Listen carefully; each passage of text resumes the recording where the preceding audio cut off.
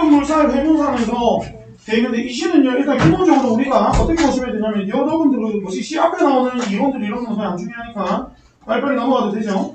네, 그 다음에 우리가 참말근물살 회문산에서는 기본적으로 여시 같은 경우에는 표현법 위주로 잘 보시면 됩니다. 표현법이 여기서 무슨 법이 사용됐다라는 거, 그 다음에 보조관념들의 원관념이라든가 그런 것들을 보시면 돼요. 왜냐하면 이 회문산에서라는 시는 기본적으로 이제 뭐가 중요하냐면 뭐라고 해야 되지? 일단 기본적으로 이 시를 어떻게 해석하느냐에 따라서 해석의 영역이나 범위들이 좀 많이 달라지는 부분들이 있어요.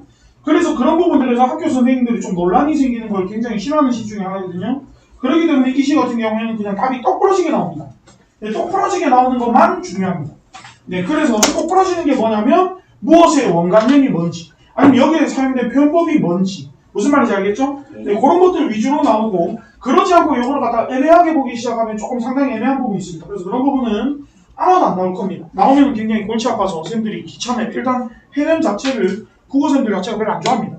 네, 일단은 뭐 우리가 이거를 봤던 거니까 다시 한번 볼게요. 자, 옛날에 했다 맞죠? 예찬적이고 자연친화적이고 생명력이 가득한 자연. 생명력이 가득한 자연을 갖다가 이 시를 조금 더 플러스 알파로 보면은 어떤 부분까지 볼 수 있냐면 요거를 우리가 뭐로 연결시킬 수 있죠? 역사적인 배경으로도 볼 수 있죠. 맞죠? 네. 역사적인 배경으로 보게 되면 이 해문산이라는 곳이 6.25 때문에 사람들 많이 죽은 거 맞아요? 네. 자, 그러면 죽었다는 것은 뭔가 비극적 장소다 맞죠? 네. 그런 비극적 장소인데 이런 비극적 장소에서 우리가 마냥 비극으로만 끝날 것이 아니라 거기에서 결국 뭐가 됐다? 다시 생명력이 가득한 곳으로 부활한다라는 의미를 가지고 있습니다. 생명성을 다시 갖추게 됩니다. 그것은 언제가 된다?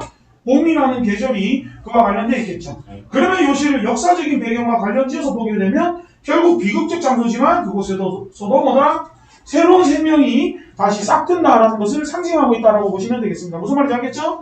그래서 여기서 말하는 봄의 전경을 봄의 전경은 뭐라보다 생명력이 가득하다 맞죠? 그리고 감각적인 이미지면은 감각적인 건 시각청각, 후각미각, 촉각인데 여기서 주로 나온 것은 시각과 촉각입니다. 맞죠? 네, 그래서 그 부분들 우리가 잘 알면 되겠죠.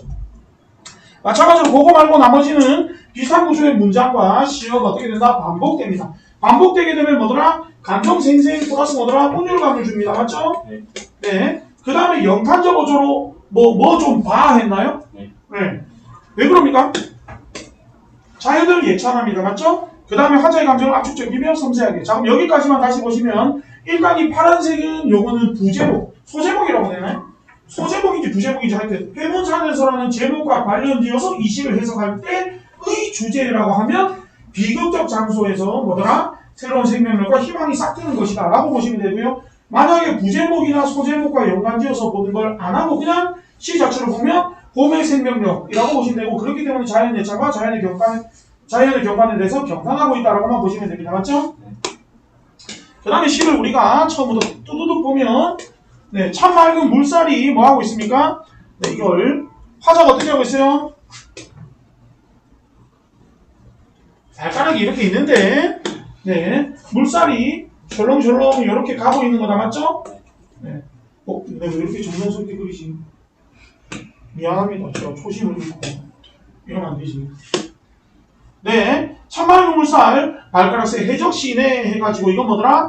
물결의 부드럽고 고운 느낌을 떠올리게 합니다. 그리고 애기 고사리 순 좀 봐 돼 있는데 여기서 지금 그러면 화자는 여기에서 이렇게 해가지고 뭘 말하고 있어요? 애기 고사리 순을 보고 있습니다. 자, 물살이나 애기 고사리 순 이런 것들은 지금 제가 녹색으로 이렇게 해놓은 것들은 다 뭡니까? 봄의 전경이면서 자연의 생명력을 말하는 겁니다. 맞죠? 그러면서 애기 고사리 순 좀 봐라고 했더니 그곳에 뭐가 있냐면 사랑해야 할 날들이 지천으로 솟아내야 되는데 그러면 여기서 말하는 사랑해야 할 날들은 무엇을 말하는 거예요? 애기 고사리 순을 말하는 거죠. 왜? 애기 고사리 순을 보고 사랑해야 할 날들이 지천으로 어떻게 돼 있다? 솟았다라고 말했으니까 여기서 말하는 사랑해야 할 날들은 애기 고사리 순 그리고 그거 말고도 누구 특정 대상에게 말하면 개인과 개인들에게 우리가 앞으로도 사랑해야 할 날들이 솟아있네. 그러면 이 부분은요 우리가 다시 연결시키면 조금 제가 설명드린 상황이하고 같아가지고 여기서 사랑해야 할 날들은 마찬가지로 비극적 장소라는 이 부분을 연결시켜서 보면 결국 이곳은 과거에는 뭐더라? 비극적 장소지만 지금은 이곳은 어떻게 된다? 앞으로 사랑해야 할 날들이고 새로운 생명이 애기 고사리 순은 새롭게 피어나는 거잖아요. 그죠? 그것이 있다는 것이기 때문에 이것이 비극이면 이렇게 말하면 비극이 어떻게 되는 것이다? 극복되는 장면으로 이렇게 볼 수도 있고요. 제가 파란색으로 이렇게 적는 건 다 아까 말했던 역사적인 배경이랑 설명 짓는 것이고요. 그렇게 안 하고 그냥 사랑해야 할 날들 하면 이거는 바로 뭐다? 자연물로서만 보셔도 됩니다. 알겠죠? 그것이 지천으로 솟았습니다. 그래서 어디까지 가나? 뭐가 어디까지 가요? 물살이 내 발가락을 이렇게 휘적시면서 줄줄줄 흘러가고 있습니다. 맞죠? 줄줄줄 흘러가는 저 물살이 도대체 어디까지 갈까? 하면서 부르면 부를수록 더 뜨거워지는 너의 이름. 자, 얘는 지금 처음에 뭘 바라봤어요? 물살을 바라봤습니다. 맞죠? 그러다가 물살을 이렇게 바라보다가 고개를 들어가지고 바라봤더니 저쪽에 뭐가 있어요? 애기 고사리순이 있습니다. 맞죠? 그리고 나서 나는 생각합니다. 뭘 생각합니까? 부르면 부를수록 더 뜨거워지는 너의 이름 해가지고 얘는 생각이 어떻게 된다? 물살을 바라봤다가 애기 고사리순을 바라보니까 지천에 널려있죠? 그랬다가 그 다음에는 생각으로 넘어가는 겁니다. 그 생각을 누구로 넘어간다? 너로 넘어갑니다. 여기서 너라고 하는 것은 만약에 이게 너가 뭐 예를 들어 서준이다 그러면 더 뜨거워지는 서준이의 이름 이렇게만 쓰면 되는데 그렇게 안 하고 너라고 하면 너 하면 여러분 모두가 될 수 있겠죠? 여러분 모두가 된다는 것은 결국 모든 사람들이 사랑이 깊어진다는 겁니다. 그러면 여기서는 대상에 대한 사랑의 사이즈가 어떻게 되나요? 확대되는 것이다. 맞죠? 맨 처음에는 발가락 사이를 휘적시는 물살에서 그 다음에 애기 고사리순이 어떻게 됩니까? 지천으로 널려있으니까 내 시야에 보이는 모든 것에서 이제는 세상 모든 사람으로까지 영역이나 범위가 확대되는 것이죠. 자, 여기까지가 1년이고요. 2년에서 더 커지는 게 아니라 다시 이제 우리가 노래도 보면 1절에서 2절로 다시 돌아오듯이 다시 돌아오는 거예요. 여기까지 일단 알겠습니까? 네, 그리고 나서 그 다음에는 또 참 고운 물살. 이 참 고운 물살은 아까 참 맑은 물살, 참 고운 물살이다. 맞죠? 그래서 저 참 맑은 물살은 한편으로 보면 참 고운 물살이고 저것이 아까는 어떻게 했어요? 발가락 사이를 휘적셨죠? 지금은 어떻게 합니까? 머리카락을 풀어 적셨습니다. 이거 무슨 법이라고? 의인법이다. 맞죠? 왜요? 사람이 아니잖아요. 사람이 아닌 것이 사람인 것처럼 머리카락을 풀어 적셨는데 이 머리카락의 원만념이 중요하다. 맞죠? 머리카락은 바로 뭐다? 물살을 말하는 겁니다. 발가락 세로 해적시는 그 물살을 말하는 것이고 그러면서 그 물살을 또 얘는 어떻게? 고개 숙이고 물살을 바라봅니다. 맞죠? 물살을 바라봤는데 갑자기 산들이 출렁대고 있습니다. 산이 어떻게 출렁댈 수 있죠? 산은 사실은 여기에 있습니다. 맞죠? 여기에 있는 산인데 내가 고개를 숙이고 있으니까 이 물살에 여기에 있는 산이 어떻게 돼? 반산해서 보이는 겁니다.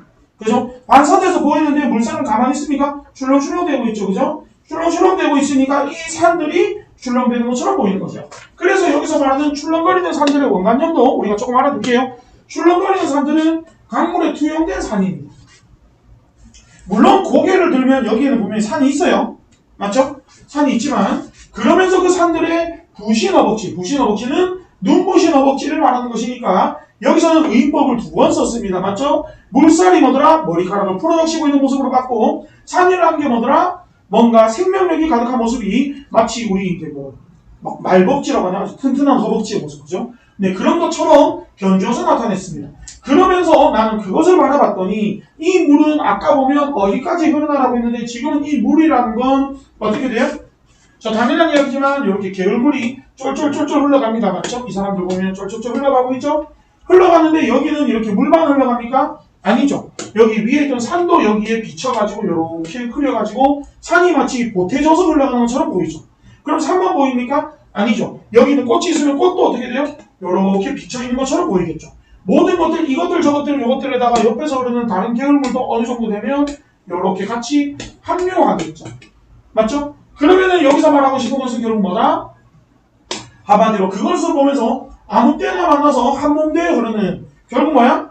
이것들 저것들 요것들이니까 이 물살에다가 깨끗한 물살에 내가 뭘 담그고 있어요? 발을 담그고 있죠? 그러면 이 물살에는 물살 플러스 뭐가 된 거야? 내 발이 들어갔다. 맞죠? 그런데 거기에 뭐가 보입니까? 산에 눈부신 허벅지가 보입니다. 맞죠? 벅지가 보입니다. 맞죠? 그러면 다시 말하면 물살은 물살 플러스 내 발 플러스 산이 더해졌습니다. 맞죠? 이런 것들이 서로서로 어떻게 됐습니까? 만났다라고 나옵니다. 맞죠? 만났는데 어떻게 돼요? 한 몸대에 흐릅니다. 만나서 한 몸대에 흐르면 이것은 바로 뭡니까?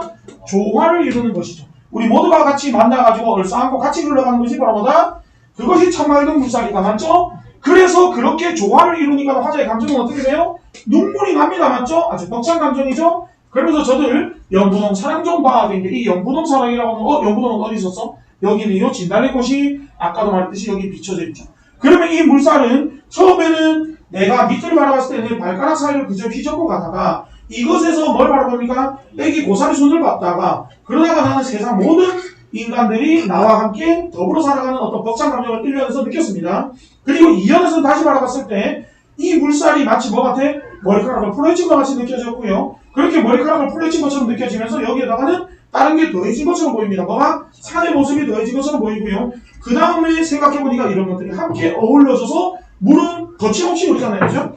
거침없이 흐르는 이 물처럼 줄줄줄 흘러가는 과정에서 옆에 있는 진달래까지 더해져서 모든 것이 함께 조화를 이루면서 쭉 나아가는 미래는 어떻습니까? 아름답겠죠? 좋겠죠? 과거는 어땠어요?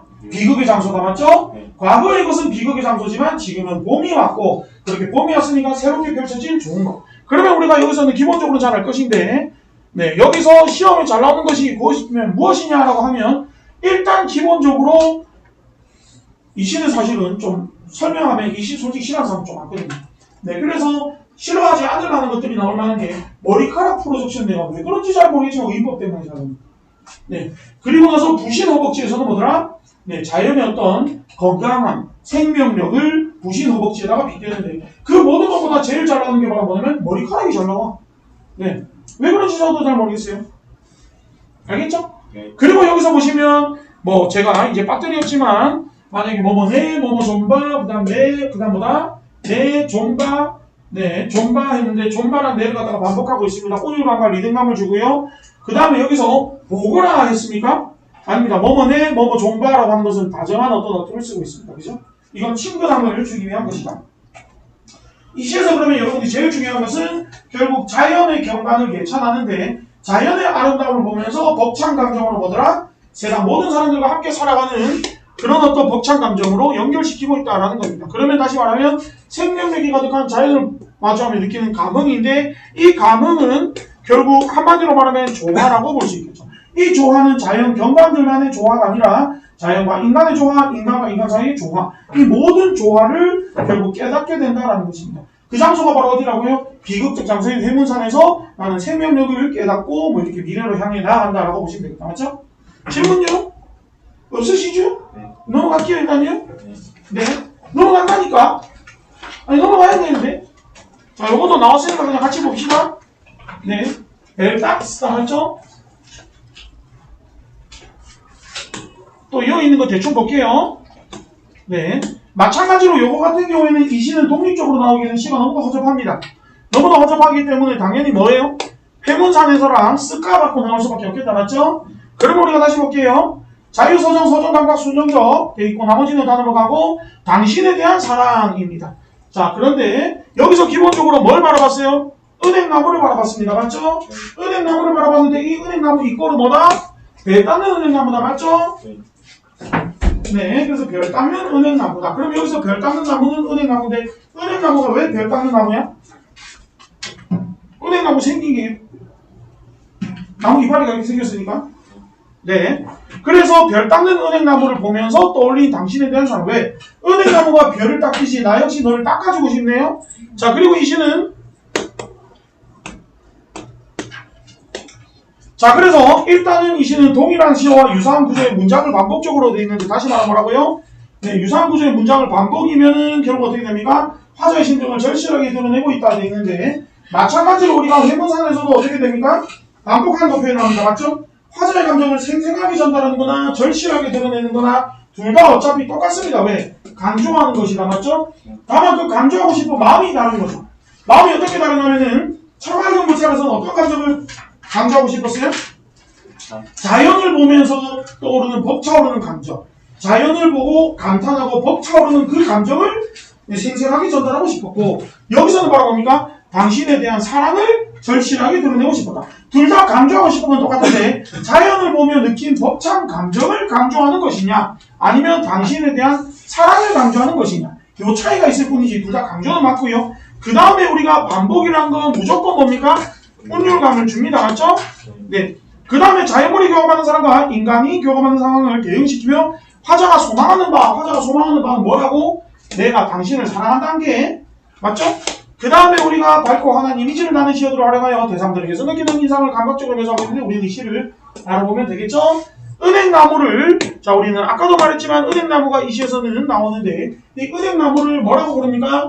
벨 닦는 나무라고 부르면 안 되나? 불러도 됩니다.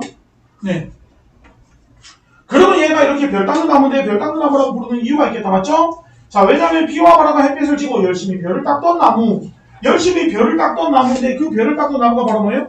그게 은행나무고요. 그러면 은행나무를 별 닦는 나무라고 부르는 이유가 있어야 되겠다. 맞죠? 자, 여기는 비와 바람과 햇빛을 쥐고 있습니다. 쥐고 있다는 건 무슨 말입니까? 한마디로 우리가 하늘을 이렇게 보면은 이 은행나무가 이렇게 있고요. 은행나무 사이로 비가 두두두둑 내리면서 맞겠죠? 바람이 이렇게 지나가겠죠? 햇빛을 맞겠죠? 그러면 비나 바람과 햇빛을 모조리 쥐고 있습니다. 여러 자연물들이 어우러지고 있기 때문에. 즉 은행나무는 여러 자연물들과 어우러져서 무엇을 이루고 있다? 마찬가지로 조화를 이루고 있다. 맞죠? 이런 점에서 우리는 해문산에서의 참맑은 물살이 어떻게 되고 있습니까? 여러 가지 자연의 아름다운 경치들을 같이 조화를 이루면서 나아가고 있듯이 여기서는 은행나무는 조화를 이루며 살아가고 있습니다. 그래서 별 닦는 나무예요. 알겠죠? 자, 그러면서 이러다가 이런 것들이 조화를 이루다 보면 그 조화의 결과가 나와요, 안 나와요? 그 결과는 바로 어떻게 됩니까? 가을이 되면 별가루로 됩니다. 맞죠? 이게 그 결과물이 되겠죠? 그랬기 때문에 별가루가 묻었으니까 이 나무는 어떻게 됐다? 숭금빛 나무가 됩니다. 숭금빛 나무면 가치가 있어요? 가치가 없어요? 가치가 있겠죠. 그래서 별가루가 묻어서 숭금빛 나무가 된 그 은행나무가 바로 별 닦는 나무다. 그럼 얘가 은행나무가 왜 별 닦는 나무예요? 한마디로 비와 바람과 햇빛을 쥐고 다 같이 조화를 이루며 살아가면서 결국 별가루가 묻었습니다. 별을 닦다 보면 가루가 묻겠죠. 우리가 먼지를 닦으면은 걸레로 먼지를 닦으면 걸레에 먼지가 묻잖아요. 그죠? 마찬가지로 별을 닦다 보니까 별가루가 묻었죠. 그 별가루가 무슨 색깔? 숭금빛 색깔이죠. 그 숭금빛 색깔이 어떻게 됩니까? 나무에 송송송송 묻었겠죠. 그래서 나뭇잎이 숭금빛이 됐다라는 겁니다. 그래서 여기까지는 일단 은행나무 얘기인데 갑자기 여기서 나무가 왜 끼들어 이거? 갑자기 나도 뭐가 되고 싶다? 별 닦는 나무가 되고 싶은데 별 닦는 나무는 뭐 하는 것이죠? 비와 바람과 햇빛을 쥐고 여러 가지 조화를 이루고 있는 어떤 나무를 우리는 별 닦는 나무라고 하는데 나 역시도 뭐가 되고 싶다? 별 닦는 나무가 되고 싶다라고 합니다. 이 별 닦는 나무는 그럼 뭡니까? 여러 가지 것들과 조화를 이루는데 여기서 나는 누구랑 조화를 이루고 싶어요? 당신과 조화를 이루고 싶은 거고요. 니랑 사귀고 싶다 아니요? 네, 어쨌든 그래서 이 은행나무와 별의 관계가 화자와 당신의 관계로 전환됐다 돼 있으면 그러면 결국 무슨 말이냐면 이렇게 보시면 되겠죠. 자, 은행나무는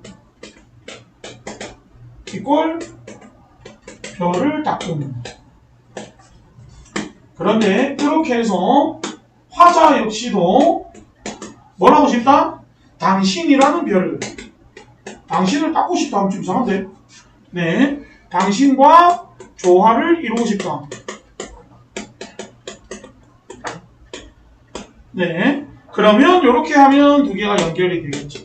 그죠? 네, 그렇게 했을 때 나에게는 은행나무는 별을 닦으니까 그렇게 해서 어떻게 돼요? 별가루만 묻어서 숭금빛 나무가 됐다. 맞죠? 나 역시도 어떻게 됩니까? 당신과 조화를 이루어 그렇게 숭금빛으로 빛나오시겠죠? 열심히 닦다가 숭금물이 들어 아름답게 찌고 싶은데 자, 그러면 은행나무는 별을 닦기 때문에 어떻게 됩니까? 별가루가 묻어. 나 역시 어떻게 됩니까? 당신이라는 당신에게 숭금물이 들어. 네, 그러면 이렇게 해서 숭금물이 무듬인가요? 드름인가요? 하여튼 둘 중에 하나였던 것 같은데? 네, 드러네요. 그러면 이거 뭐 드러인데 숭금물이 등. 이런 나를 별 닦는 나무라고 불러주면 안 되나 하는데 이 안 되나라고 하는 것은 뭡니까? 간절함이다. 맞죠? 당신이라는 별에 아름답게 치고 싶은 나를 해서 결국 이 시가 말하고 싶은 것은 요 내용을 말하고 싶겠죠. 은행나무가 별을 닦듯이 나 역시 당신과 어울리고 싶다. 그래서 은행나무가 별을 닦음으로 인해서 어떻게 됐다? 숭금빛 별가루가 묻었듯이 나 역시 당신으로 인해서 숭금물이 되고 싶다. 숭금물이 되고 싶다는 것은 진짜로 금색 물이 되고 싶다는 게 아니라 당신과 조화를 이루면서 당신에게 물들고 싶다. 당신에게 물들고 싶다는 것은 나 역시 당신과 어울리면서 살아가고 싶다. 이런 의미를 말하는 것이겠다. 맞죠? 질문요? 넘어가면 되죠? 달밤이네요? 네. 달밤은 빨리 볼게요. 자, 애상적입니다. 왜냐면 세상에 부딪혀가지고 아픔을 겪는 인물의 모습이 나오는데 그 세상에 부딪혀 아픔을 겪는 인물은 황수건입니다. 야박한 세상사. 여기서 제일 중요한 게 바로 뭐냐면 야박한 세상사가 내신에서 잘 나오는 게 우리는 어차피 중요하잖아요. 그죠? 네. 내신에서 잘 나오는 게 야박한 세상사. 황수건에 대한 주변 인물들의 인식을 단적으로 드러내는 단어가 있습니다. 그게 뭐예요? 반편이다. 맞죠? 그 반편이 주관식으로 잘 나옵니다. 네. 어쨌든 그 부분, 그 다음에 적응하지 못하고 살아가는 황수건의 삶에 대한 연민, 등장인물과 관련된 일화를 나열하고 있다는 거. 네. 왜냐면 이건 뭐더라? 사건이 계속 유기적으로 얽히는 것이 아니라 나열식으로 진행되고 있습니다. 배경을 통해, 마지막 배경이 뭡니까? 달밤이라는 배경을 통해 애상적이면서도 서정적인 분위기를 연출하고 있다. 그거 말고 달밤에서 학교 시험에 잘 나오는 거는요. 일단 반편이라는 단어가 요것에서 내기가 참 좋아할 만한 요소를 갖추고 있는 답이고요.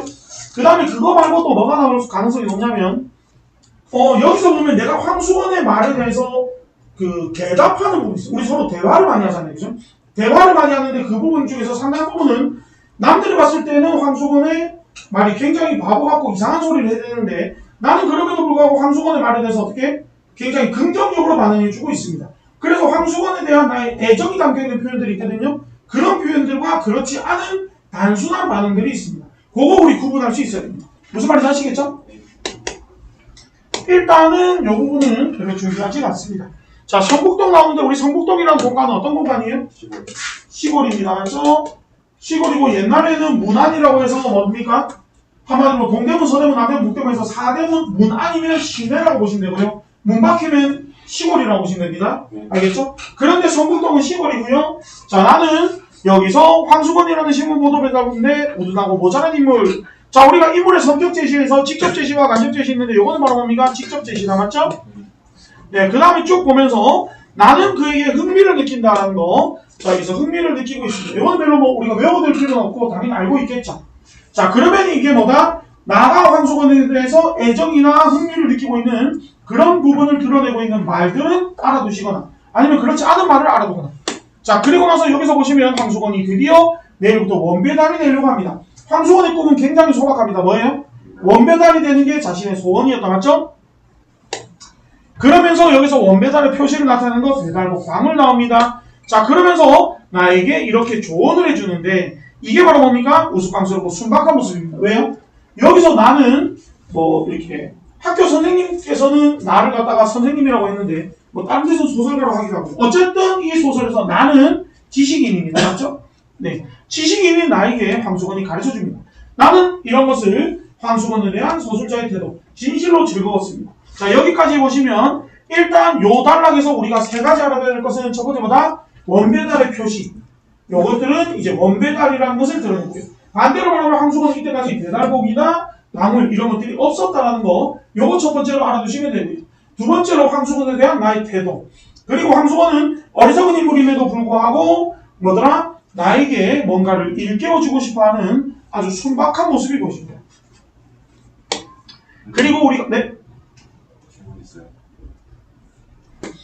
어쨌든 네, 이렇게 마음속으로 진실로 들어왔습니다. 그리고 우리가 여기서 중요한 건 그러나가 나옵니다. 맞죠?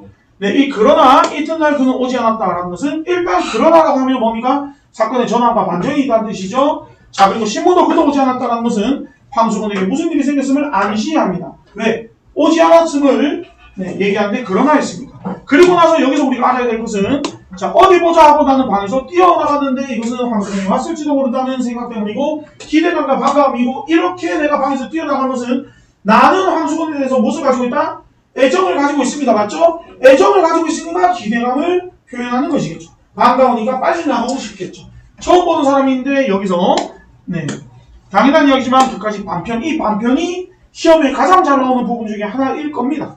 네, 그래서 반편이 아마도 나올 것 같고 그 다음에 황수건이 왜 그러면은 여기서 뭐더라? 신문 원배달부가 되지 못했냐면 똑똑지가 못하니까 안 쓰고 말하나 봅니다. 라고 합니다. 황수건이 원배달이 되지 못한 이유고요. 이것이 바로 여기서 우리가 첫 번째 보면 이 부분에 바로 뭐 나와요?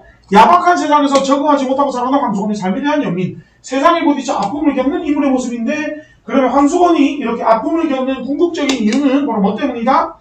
똑똑지가 못하기 때문입니다. 그러면 반대로 말하면 똑똑지가 못한 사람에 대한 세상의 야박함이 드러나는 구절이다 라고 보시면 됩니다. 이 구절이 시험에 잘 나가요. 알겠죠? 반편과 똑똑지가 못한다. 이 두 가지 다 잘 나옵니다. 반편은 세상 사람들이 황수건에 대한 인식을 단적으로 드러낸 단어 하면 반편. 그 다음에 황수건이 원배달이 되지 못한 이유 하면 똑똑지가 못하니까. 알겠죠? 네. 이렇게 두 가지를 따로 구분해서 여러분들이 보실 수 있어야 됩니다. 그랬더니 그랬더니 그럼 보조 배달도 했더니 여기부터 빨리빨리 볼게요. 소설이 너무 기니까.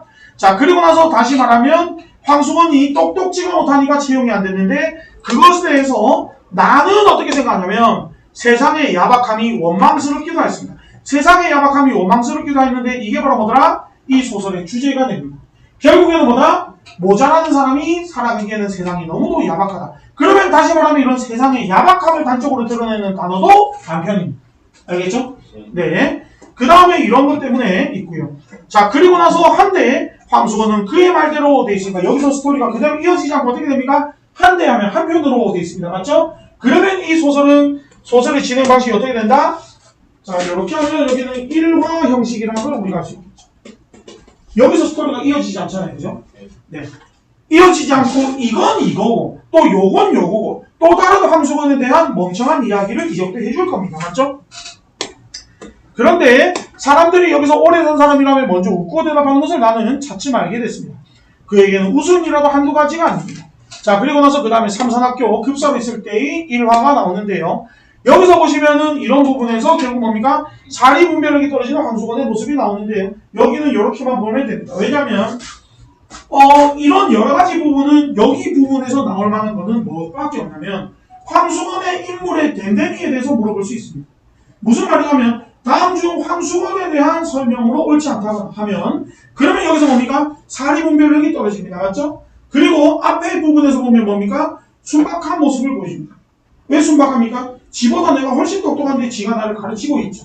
그죠? 네, 그런 부분들이랑 그 다음에 황수건에 대해서 사람들은 뭡니까? 굉장히 좀 만만하게 생각하고 있다고 해야 되나요? 저 뭐라고 하지? 아까 여기 보면 네, 오래 산 사람이라면 먼저 웃고 대답합니다. 한마디로 황수건에 대한 세상 사람들 인식은 네, 그를 굉장히 하찮게 여기고 있다는 거. 이 부분이 있었고요. 그 다음에 아까 보면 그까지 반편이라는 거. 사람들은 노골적으로 황수건을 뭐더라? 네, 무시하고 있다는 거. 이런 것들이 황수건에 대한 평가인데, 인물에 대한 평가인데, 그런 인물에 대한 평가와 다른 것들 하나를 집어넣을 수 있습니다. 그러면 그거는 틀린 겁니다. 예를 들면 어떤 거냐면, 황수건에 대한 인물은, 네, 되게 탐욕적이라든지 욕심이 많다든지, 그죠? 네, 그런 부분들 나오면, 네, 틀린 거겠죠. 알겠죠? 네. 어쨌든, 이 부분에서는 그냥 황수건 눈치 없다라는 것 정도만 파악하시면 됩니다. 네, 이 페이지는 그렇게 크게 중요한 건 없어요. 그리고 여기서 너의 색시 달아난다라는 말을 황수건은 어떻게 합니까? 제일 무서워합니다. 제일 무서워했는데 여기서 점심을 먹다 말고 눈이 휘둥그레졌다라는 것이기 때문에 이것은 바로 뭡니까? 황수건은 굉장히 어떤 인물이다? 순진한 인물이다라는 거. 황수건의 인물의 캐릭터를 계속 알 수 있습니다. 하악을 시키고 집으로 가려므로 해서 20분 만에 다가가서 쳤다는 이야기도 있다라고 했으니까 이건 바로 1화입니다. 그죠? 요렇게 황수건에 관련된 1화가 어떻게 됐다? 끝났다. 맞죠? 자, 그리고 여기까지 해서 그러면 황수건에 대한 인물들의 평가가 직접 제시와 간접 제시에서 점심을 먹다 말고 눈이 휘둥그레졌다 이런 거 말하는 겁니까? 당연히 간접 제시죠. 왜? 이거는 황수건의 순진함을 드러내는 표현인데 그런 순진함을 갖다가 굉장히 행동으로 보여줬으니까. 맞죠? 자, 하루는 나는 거의 그를 잊어버리고 있을 때. 자, 여기는 어디로부터 이어지는 내용인가요? 아까 보면 세상의 야박함이 원망스러웠다라고 했습니다. 맞죠? 그리고 그 다음에 뭐 나왔어요? 황수건과 관련된 멍청한 일화가 나왔습니다. 그리고 그 다음에 여기 나오는 부분이죠. 이 부분은 사실 아까 거기서 이어지는 부분입니다. 무슨 말이냐면 황수건은 결국에는 보조 배달에서도 잘렸고 그 다음에 나는 그런 황수건을 바라보면서 뭐다? 세상의 야박함이 야속하게 됐다. 그렇다. 그죠? 그러고 그 다음이 여기 부분입니다. 그죠? 잊어버리고 있는데 이 선생님 갭쇼가 합니다. 황수건은 또다시 나타납니다. 자, 그리고 나서 요즘 신문이 거리지 않고 자릅쇼 새로운 배달원을 뭐하고 있습니까? 견제하고 있습니다. 그리고 늦지도 않고 제때제때 업쇼 합니다. 자, 그랬더니 네, 그는 머리를 벅적벅적 긁으면서 하루라도 거르기만 해봐라. 자, 질투심을 드러냈다라는 거. 그 다음에 보면 또 마찬가지로 뭐다? 경쟁의식. 그러면 여기서 이렇게 보면 황수건은 두 가지 생각을 또 드러내고 있습니다. 바로 뭐예요? 새로운 배달원에게는 질투심을 드러냈고요. 그 다음에 삼산학교의 새로운 급사에 대해서는 경쟁의식을 드러내고 있습니다. 자, 그러면 여기서는 질투심이고 여기서는 경쟁의식인데 이것의 차이점은 크게 중요하진 않습니다. 황수건은 지금 현재 바라는 본인의 개인적인 목표가 뭐죠? 자, 원배달을 바라는 건 아닙니다. 왜? 여기는 1로 받치지라고 했으니까. 네, 근데 여기서는 뭐다? 근력이 세게 생겼냐라고 물어보니까 황소원은 지금 현재 뭘 바라고 있다? 다시 삼산학교에 급사로 들어가기를 바라고 있습니다. 그래서 경쟁의식을 드러낸 겁니다. 근데 왜 근력을 해요? 한마디로 황소원은 여기서 그 사람과 뭐 하고 싶어? 한번 싸워가지고 지가 이기면 어떻게 하려고 해? 급사로 다시 뽑아준다라는 말도 안 되는 또 착각을 하고 있다, 맞죠? 네, 그래서 그렇습니다. 자, 그랬더니 제가 거길 또 들어가 보려고 했죠. 운동을 합쳐했습니다. 결국 아까 보면 새로운 급사에게 경쟁의식을 근력이 센지를 물어봤었죠. 그럼 요건 페이지가 이렇게 나눠져 있으니까 제가 밑줄 치기 귀찮아서 넘어갔는데, 그러면 아까 보면 뭐더라? 새로운 급사가 저보다 근력이 세게 생겼었죠? 라고 물어봤는데 그 질문의 이유를 찾아서 쓰라고 하면 제가 거길 또 들어가 보려고 했죠. 라고 쓰면 됩니다. 아니면 이 부분이 바로 그 이유입니다. 결국 다시 말하면 뭐다? 새로운 급사에게 황수건이 무엇을 느끼는 이유? 경쟁의식을 느끼고 있는데 그 경쟁의식을 느끼고 있는 이유가 바로 뭐다? 네, 자기가 거기가 어디죠? 이 거기를 우리 혹시 오해하시는 분 없죠? 삼산학교입니다. 아시죠? 여기 신문사라고 하면 틀려요. 네, 갑자기 생각나서 말하는 겁니다. 자, 운동을 합니다. 그러면서 네, 했는데 그렇지 하면서 뭐뭐로 되돌았다 매만 맞지 하는 부분은 황수건에 대한 나의 호의적인 태도다. 이거는 조금 중요합니다. 왜요? 한마디로 이런 소리 하면 뭐라고 해야 돼요? 야, 말 같지도 않은 소리 하지 마라 뭐 하면서 이렇게 말을 하는 게 일반적이거나, 그죠? 그래야 되는데 나는 황수건의 저런 말도 안 되는 소리에도 뭘 해주니까 맞장구를 쳐주고 있습니다. 맞죠? 저렇게 맞장구를 쳐준다는 것은 나 자체가 뭐라보다 황수건에 대해서 호의적인 태도를 가지고 있다. 그래서 결국에는 황수건의 이야기를 여기서 다시 정리를 하면 새로운 급사가 근력이 센지 안 센지 황수건은 궁금해합니다. 왜? 경쟁의식을 느끼고 있기 때문입니다. 그럼 그 경쟁의식을 느끼고 있는 이유는 바로 뭐다? 황수건은 새로운 급사를 몰아내고 자신이 뭐다? 그 급사 자리를 다시 꿰찰 생각을 가지고 있습니다. 그러면서 새로운 급사의 근력을 시험해보기 위해서 뭐라고 있습니까? 무거운 돌멩이 하나를 가져다 놓고 있습니다. 왜? 그걸 새로운 급사가 어떻게 해요? 번쩍번쩍 들어서 치우면 나보다 뭐야? 힘이 센 거죠. 나보다 힘이 세면 어떻게 돼요?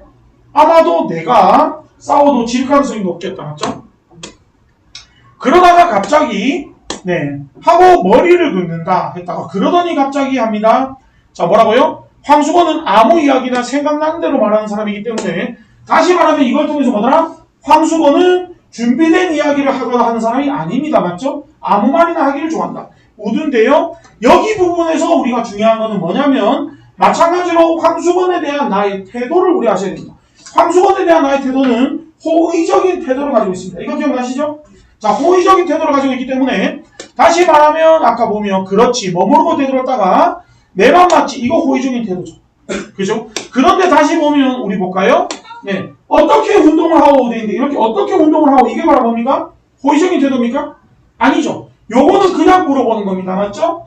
그 다음에 또 보면 네, 뭐가 있냐면은 네, 우드를 왜 넣지 말란 말이요? 이것도 뭡니까? 호의적인 것과 전혀 무관한 대답입니다. 맞죠?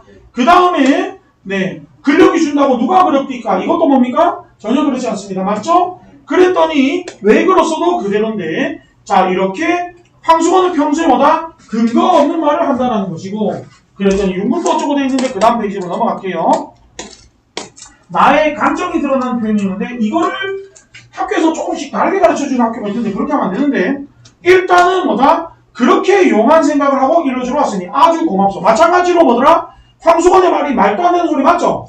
말도 안 되는 소리에도 불구하고 나는 황수건의 저런 말에 대해서 호의적인 태도를 가지고 있는 또 다른 말이 바로 이겁니다. 네. 그리고 이거를 갖다가 공부를 조금 열심히 하는 학생들은 이 부분을 반어법으로 잘못 오해하시는 분들이 있습니다. 이게 반어법 아니라는 게 중요해요. 알겠죠? 나는 이 부분에서 황수건을 비꼬아서 말하는 거 아니에요. 알겠죠? 비꼬아서 말하는 거 아니고 여기서도 적혀있죠? 존중해주고요. 고맙게 여기고 있습니다. 자, 황수건에 대한 나의 호의적인 반응입니다. 네, 요거를 반어법으로 자꾸 오해를 하시는 분들이 있을까봐 그것 때문에 제가 물어보는 겁니다. 알겠죠? 요거 반어법 아니에요. 중요합니다. 그 다음에 또다시 나는 말합니다. 방금 전까지 뭐라고 했어요? 황수건은 다시 그 자리 날짜만 기다리면서 큰 돌멩이를 뭐 나르고 어쩌고 이상한 짓 막 했잖아요. 그죠? 그랬던 황수건은 지금 또 어떻게 합니까? 갑자기 그래 삼산학교에 들기만 기다리고 있어라고 물어봤더니 갑자기 또 화제를 바꿉니다. 지 맘대로 얘기를 한다, 맞죠? 그러면서 장사를 하겠다라고 했는데 여기서 돈 3원 마찬가지로 나의 애정과 연민의 감정이 들어갔습니다. 그러면 여기까지 해서 우리는 몇 가지를 알 수 있는데 황수건에 대한 나의 애정과 호감, 호의적인 태도가 드러나는 몇 가지를 밑줄 치게 되면 첫 번째 다시 역으로 올라가면 뭐더라? 돈 3원을 줬다는 거, 매우 고맙소 했다는 거, 그 다음에 그렇지 뭐 할까 내 맘 맞지 했던 거, 그 다음에 또 하나를 더 찾으면 뭐 이 부분이 없을까나? 네. 없네. 네. 그 다음에 돈은 남지 못하면 돌려오지 않아도 좋다. 이런 부분도 다 마찬가지입니다. 나는 재테크를 위해서 돈을 빌려준 게 아니에요. 그죠? 그냥 준 겁니다. 맞죠? 네. 그런 부분들 마찬가지로 연민과 애정에서 굳이 4개를 만들고 싶을 수가 있거든요. 4개를 만들고 싶을 때는 왜 그렇습니까? 객관식으로 내려고. 그죠? 그러면 돈은 남지 않으면 돌려오지 않아도 좋다. 이것도 마찬가지로 뭡니까? 호의적인 태도인 거죠. 이렇게 하면 4개를 묶으시고 거기다가 다른 거 1개를 집어넣으면 그러면 뭐다? 황수건에 대한 나의 호의적인 태도가 드러난 것이 아닌 것을 나머지 1개로 집어넣을 수가 있겠다. 맞죠? 자, 그 다음에 여기서 보면 덩실덩실 춤을 춥니다. 이 부분은 바로 뭡니까? 나에 대한 황수건의 뭡니까? 순박하고 천진스럽습니다. 왜? 보통 사람 같으면 체면이 있어서 이렇게 잘 안 할 텐데 순박한 모습이 드러났다. 맞습니까? 네, 그러면 여기까지 하면 일단 끝. 그리고 나서 그 다음에 어떻게 합니까? 황수건은. 자, 여기서 돈 3원은 황수건에 대한 나의 애정이 담겨 있고요. 그 다음에 황수건은 나에게 뭡니까? 참외 3개를 주는데 나에 대한 고마움의 표시인데 이 고마움의 표시가 2번 나옵니다. 맞죠? 참외 3개랑 그 다음에 뭡니까? 호도 5송인가 몇 송이 나온다. 맞죠? 호도가 이게 나오는데 참외 3개를 주는 것은 2가지 의미가 있는데 2가지 의미 다 할 필요는 없습니다. 첫 번째는 바로 뭐냐면은 황수건이 나에 대한 고마움의 표시였다는 거. 2번째는 바로 뭡니까? 황수건이 참외 장사를 시작했다는 거죠. 수박 장사하면서 참외 갖다 줄 이유는 없잖아요. 그죠? 네. 그런 거랑 똑같아요. 자, 그래서 참외 3개를 갖다 주고 갔다는 것은 나에 대한 고마움의 표시고, 이 부분은 바로 뭐더라? 사건의 요약적 제시라는 거, 요거 중요합니다. 네. 요약적 제시가 뭐죠? 요약적 제시의 반대말이 뭡니까? 극적 제시라고 합니다. 극적 제시면 뭡니까? 자, 보여줘야 된다. 맞죠? 보여줘야 되는데, 여기서는 요약적 제시니까 어떻게 합니까? 짧게 줄거리를 이만큼만으로 압축시키고 있는데, 여기서 들어가는 요 부분은 시험에 되게 잘 나오는 부분입니다. 잘 나오는 부분인데 일단은 몇 가지를 보면 여기에서 사용되는 뭐더라? 한자 성어, 설상가상. 왜? 불행한 일이 2가지가 어떻게 됐습니까? 겹쳐서 나타났다. 맞죠? 2가지 불행한 일이 겹쳐서 나타났다. 설상가상. 그 다음에 2번째로는 여기서 이유를 우리 몇 가지 알아야 되는데요. 참외 장사가 실패했던 이유가 뭐죠? 장마가 들어가지고 장마가 들면 요새처럼 미네랄성이 있는 게 아니잖아요. 그래서 어떻게 됐어요? 참외가 비를 다 맞았기 때문에 단물이 다 빠져서 맛이 없어졌기 때문에 장사가 됩니다. 그거는 별로 중요하진 않습니다. 그거는 별로 중요하진 않고 뭐냐면 아내가 달아났던 이유가 중요합니다. 이거 왜 달아났어요? 동서가 못 견디게 굴서 달아났어요. 이거 정말 너무도 단순한 건데 애들이 이 부분을 갖다가 황수건이 멍청해서 달아났다고 하면 틀립니다. 알겠죠? 황수건이 멍청해서 도저히 이런 똥멍청이라고 못 살겠어 이러고 도망간 게 아니고요. 그냥 누가 동서가 못 견디게 굴어서 달아난 거예요. 요거 중요합니다. 알겠죠? 자, 그리고 일단 아내가 달아난 것의 이유 우리 반드시 아셔야 됩니다. 이거 왜 그런지 모르겠는데 틀린 성경에서. 그 다음에 여기서 남 같으면 같은 경우에는 모자라지 않을 사람입니다. 즉 황수건은 물론 일정 부분 이유는 있습니다. 동서가 괴롭히더라도 황수건이 어떻다? 똑똑하면 조금만 더 버티면 언제가 어떻게 돼요? 여보 우리 분가해요 해가지고 따로 살면 되잖아. 근데 황수건은 모자라기 때문에 평생 어떻게 해야 돼? 엄마를 모시고 살아야 되거든요. 사실 엄마를 모시고 산다기보다 엄마가 데리고 살아야겠죠. 그러니까 달아난 것도 있습니다. 어쨌든 이 부분은 황수건에게 닥친 불행한 모습이고요. 자, 여기까지는 봤을 때 황수건은 지금 본인이 하는 일들이 계속 망하고 있습니다. 첫 번째로 여기서 망했던 게 뭐가 나오냐면 물론 이거 지가 잘못한 것도 있긴 하지만 삼산학교에서 먼저 앞전에 쫓겨났었습니다. 왜 쫓겨났어요? 그거는 종을 막 치고 이래가지고 쫓겨났죠? 네, 근데 그것도 엄밀히 말하면 동료가 아니고 학교 교사의 짓궂은 농담이고 원인입니다. 맞죠? 그 다음으로 또 쫓겨난 것은 원배달부가 들어서면서 자기 보조배달에서 쫓겨났죠? 그 이유도 바로 뭐다? 신문사가 잘 돼서 그래. 왜? 이 동네는 보조만 써도 될 동네가 잘 되니까 이제 원배달부 쓰게 되면서 쫓겨난 거예요.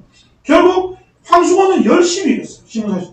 그 다음에 참외 장사가 망했어요. 왜 망했어요? 장마가 되는데 지가 장마를 내려온 건 아니야.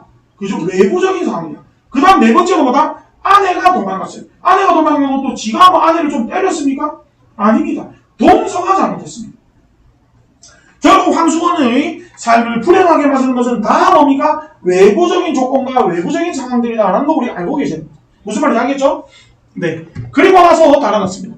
이렇게 황수건은 어쨌든 간에 열심히 살려고 하지만 모든 것이 다 주변의 상황 때문에 결국에는 각박한 세상을 살아가기가 너무도 힘들어지는 사람이다라는 걸 알고 계시면 됩니다. 자, 마찬가지로 포도를 갖고 오는데 특이한 것이 종이에 싸지도 않고 맨손에 들고 들어왔습니다. 그 이유는 뭐다? 훔친 것이니까. 맞죠? 그리고 거짓말이고요. 자, 여기서 황수건은 우리가 두 가지로 볼 수 있는데 긍정적으로 보는 방법과 부정적으로 보는 방법이 있습니다. 긍정적으로 보면 이런 상황에서라도 어떻게 한다? 은혜를 갚으려고 하는 그런 사람이다라는 것이 황수건을 어떻게 볼 수 있어요? 긍정적인 태도로 볼 수가 있고요. 그 다음에 또 뭐더라? 황수건을 부정적으로 볼 수 있는 것은 준법 의식이 부족한 사람입니다. 규칙을 지켜야 된다는 그런 어떤 의식이 부족한 사람인 건 이전에도 나왔어요. 언제 나왔어요? 아무리 일본인 누가 왔어도 종칠 때는 제대로 치고 했어야죠. 근데 거기에 정신이 팔려서 규칙을 제대로 지키는 법을 잘 모릅니다. 그래서 그런 부분은 욕할 수 있습니다. 어쨌든 나는 여기서 포도를, 자, 순정의 열매는 포도고요. 오래 입안에 굴려보면 먹었습니다. 왜죠? 황수건이 준 것인데 황수건의 마음이 어떻다? 고맙기 때문이겠다. 맞죠? 자, 그리고 나서 그 다음에 다시 서정적인 분위기. 밝은 달빛, 기본 뭡니까? 비단을 깔아놓은 것처럼 아주 은은합니다. 자, 그리고 나서 술은 눈물인가? 한숨이가 노래를 부릅니다. 자, 나는 황수건을 보면은 결국 나무 그늘에 몸을 감추는데 그 이유는 바로 뭐 때문이다? 황수건을 내가 뭐 해주는 것이죠? 배려하는 것이다. 맞죠? 네. 황수건을 배려해주는 것이다. 자, 그리고 나면은 여기서 달밤은 그에게도 유감인 듯 싶었다. 이 달밤은 그에게도 유감인 듯 싶었다 되어 있는 것에서 우리가 중요한 것이 서정적인 분위기를 조성하고요. 인물의 비극성을 약화시키고요. 왜 약화시킵니까? 황수건은 앞으로의 인생이 지금보다 조금 더 나아질 가능성이 거의 없습니다. 그 다음에 여운을 형성하고요. 대상에는 위로가 되고요. 나의 연민의 정서를 예상드리고 서정적으로 돋보이게 하는 역할을 한다까지가 달밤의 모든 것의 역할이다. 알겠죠? 질문요? 없으시죠? 흰 바람벽이 있어. 맞죠? 예, 흰 바람벽이 있어. 우리가 펼쳐볼게요. 자, 성격은 회고적, 성찰적, 의지적이다. 의지적인데, 이 시는 제 개인적으로 굉장히 좋아하는 시입니다. 네, 외롭고 고달픈 삶 속에서도 고결함을 잃지 않으려는, 자, 외롭고 고달픈 속에서도 고결함을 잃지 않는다. 고결함을 잃지 않으려는 삶의 자세를 갖추고 있는 것은 두 가지 이유가 있는데, 첫 번째는 뭐더라? 자신을 외롭고 높고 쓸쓸하고 가난하다라고 합니다. 그죠? 거기서 높다라고 표현한 거, 고결하다는 뜻이고요. 그 다음에 자신을 그렇게 높다라고 표현했던 이유는 바로 뭐냐면, 하늘이 처음 세상을 내일 적에 그가 가장 사랑하는 것들을 그렇게 살도록 만들었다고 합니다. 결국 그러면 나는 뭐다? 나의 삶은 하늘이 나를 아끼고 사랑하기 때문에 나를 그렇게 살게 만들어주셨다라고 하는 겁니다. 맞죠? 네, 그래서 그렇습니다. 그 다음에 이거는 화자의 내면 풍경. 내면 풍경이면 정서가 맞죠? 삶에 대한 성찰. 이런 성찰이면 뭡니까? 생각이죠. 자, 내면 풍경이면 이 부분은 뭐 굳이 이거는 밑줄 치고 하지 마세요. 내면 풍경이면 그리움의 대상들이 있겠죠. 그 다음에 삶에 대한 성찰이면 뭡니까? 자신의 삶을 돌아보게 됩니다. 맞죠? 내 인생은 어떻게 살아야 될 것인가? 인데 그런 것들을 어떻게 한다? 형상하는데 어떻게 형상합니까? 흰 바람벽에 마치 그 장면들이 나오는 것처럼. 그래서 이 그리움의 장면들은 시각적 이미지로 나오고요. 그 다음에 삶에 대한 이 성찰들은 어떻게 됩니까? 글자로 나타나게 됩니다. 맞죠? 네. 그 다음에 의식의 흐름에 따른 것은 왜냐하면 흰 바람벽을 바라보면서 떠오르는 자신의 생각들이 쭉쭉쭉 나오고 있기 때문입니다. 감각적 이미지는 마찬가지로 흰 바람벽에 나옵니다. 화자의 내면이 구체적으로 나옵니다. 그러면 우리가 시를 빨리 볼게요. 이 시에서 예상외로 학교에서 제일 중요한 건 아닌데 시험에 내고 싶은 게 뭘까요? 무명샷스입니다.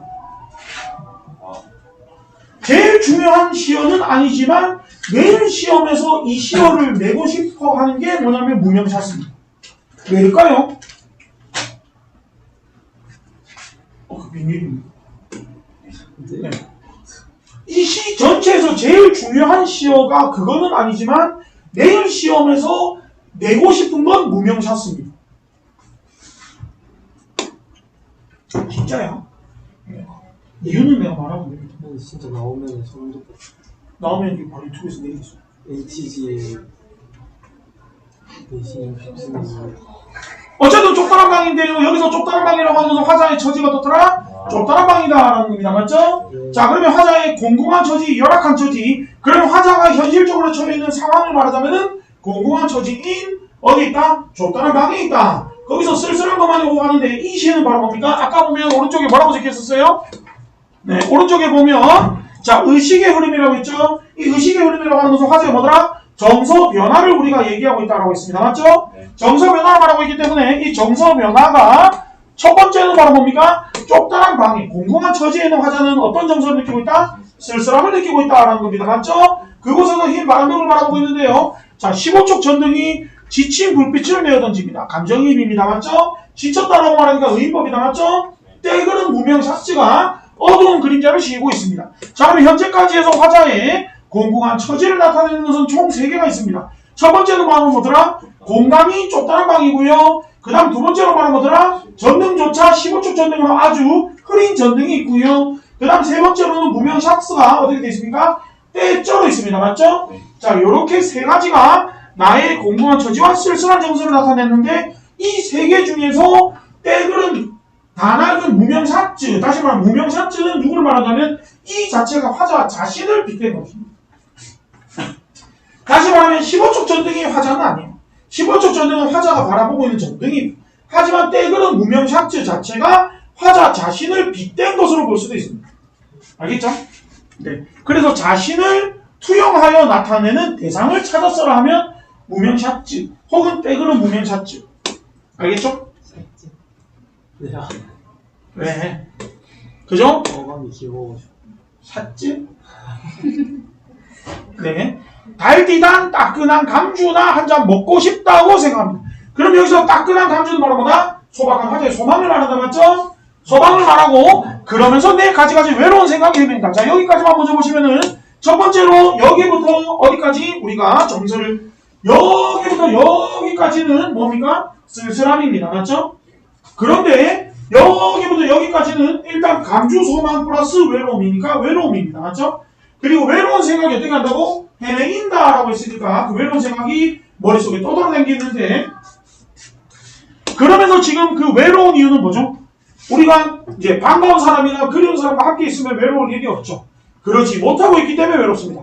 화자의 정서는 첫 번째 쓸쓸함이었고요. 두 번째 그 쓸쓸함에서 뭘 느꼈다? 외로움을 느꼈습니다. 그러면 그 외로움을 달래줄 어떤 대상들을 떠올리기 시작하는데 그 떠올리는 대상의 첫 번째가 바로 뭐냐면 그런데 이것은 또 어인일인가? 라고 해서 그런데가 시상이 전환됩니다. 어떻게 돼요? 단순한 외로움에서 이제 그 외로움을 이제 투영시켜서 그리움의 대상들을 한 명씩 떠올리는 쪽으로 바뀌는데 그것이 실제로 뭐더라? 이 흰 바람벽에 그 대상들이 마치 뭐한 것처럼 비춰져 있는 것처럼 표현하고 있습니다.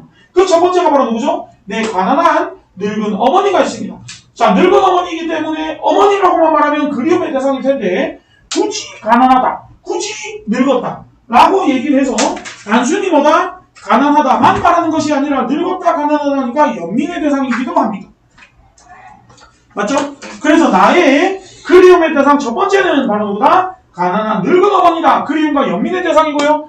오늘같이 이렇게 시퍼둥둥하니 추운 날인데 어머니의 힘겨운 삶이 떠오릅니다. 마음이 아프다. 맞죠? 자, 그리고 두 번째로 떠오르는 대상 바로 누구다? 네, 사랑하는 사람이 떠오릅니다. 맞죠? 네, 사랑하는 어여쁜 사람이 떠오르는데 그 사람이 그의 지아비와 마주 앉아 대구국을 끓여놓고 저녁을 먹습니다.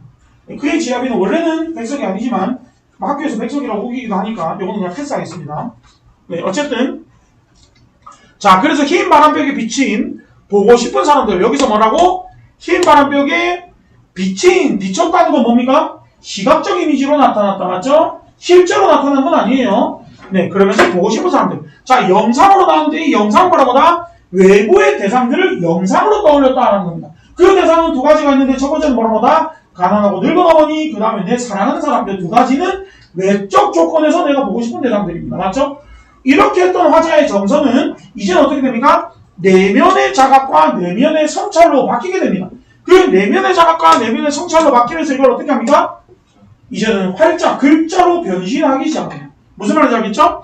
자, 그런데 또 이제 밖에서는 네, 쓸쓸한 얼굴을 쳐다보며 자, 쓸쓸한 얼굴이라고 하는 것은 자신의 모습을 말하는 것이죠. 이러한 글자들이 지나가는데 이 글자들은 바로 뭐더라? 내면의 자각이라고. 알겠죠? 방금 전에는 외적인 어떤 그림의 대상들이었는데 지금부터는 내면의 어떤 스스로를 돌이켜 바라보는 것을 말합니다. 무슨 말인지 알겠죠? 그러면서 나는 나의 성찰의 결과는 나는 이 세상에서 가난하고 외롭고 높고 쓸쓸하게 살아가도록 태어났다라고 합니다. 맞죠? 태어났다라는 것은 네, 그렇게 살도록 결정되었다라는 말이죠. 이렇게 살도록 결정되었다라는 것은 바로 뭐더라? 운명론적 태도. 이게 숙명론이나 운명론이나 그게 그거니까 넘어갈게요. 네, 그래서 운명론적 태도입니다. 즉 나는 그냥 그렇게 살도록 어떻게 돼 있다? 이미 결정돼 있다는 거야. 맞죠? 결정돼 있고요. 그러면서 이 세상을 살아가는데 내 가슴은 너무도 많이 뜨거운 것, 허전한 것으로 사랑과 슬픔으로 가득 찬다. 그러면 나의 성격을 담아라면 나는 일단 가난하게 살게 되었습니다. 외롭게 살게 되었습니다. 쓸쓸하게 살게 되었습니다. 그런데 가난하고 외롭고 쓸쓸한 것은 한편으로는 그것이 결국 가난하고 외롭고 쓸쓸한 것이 더해지면 그것이 뭐가 됩니까? 높은 것이 됩니다. 높다는 것은 우리 다시 말하면 뭡니까? 고결함으로 볼 수 있습니다. 맞죠?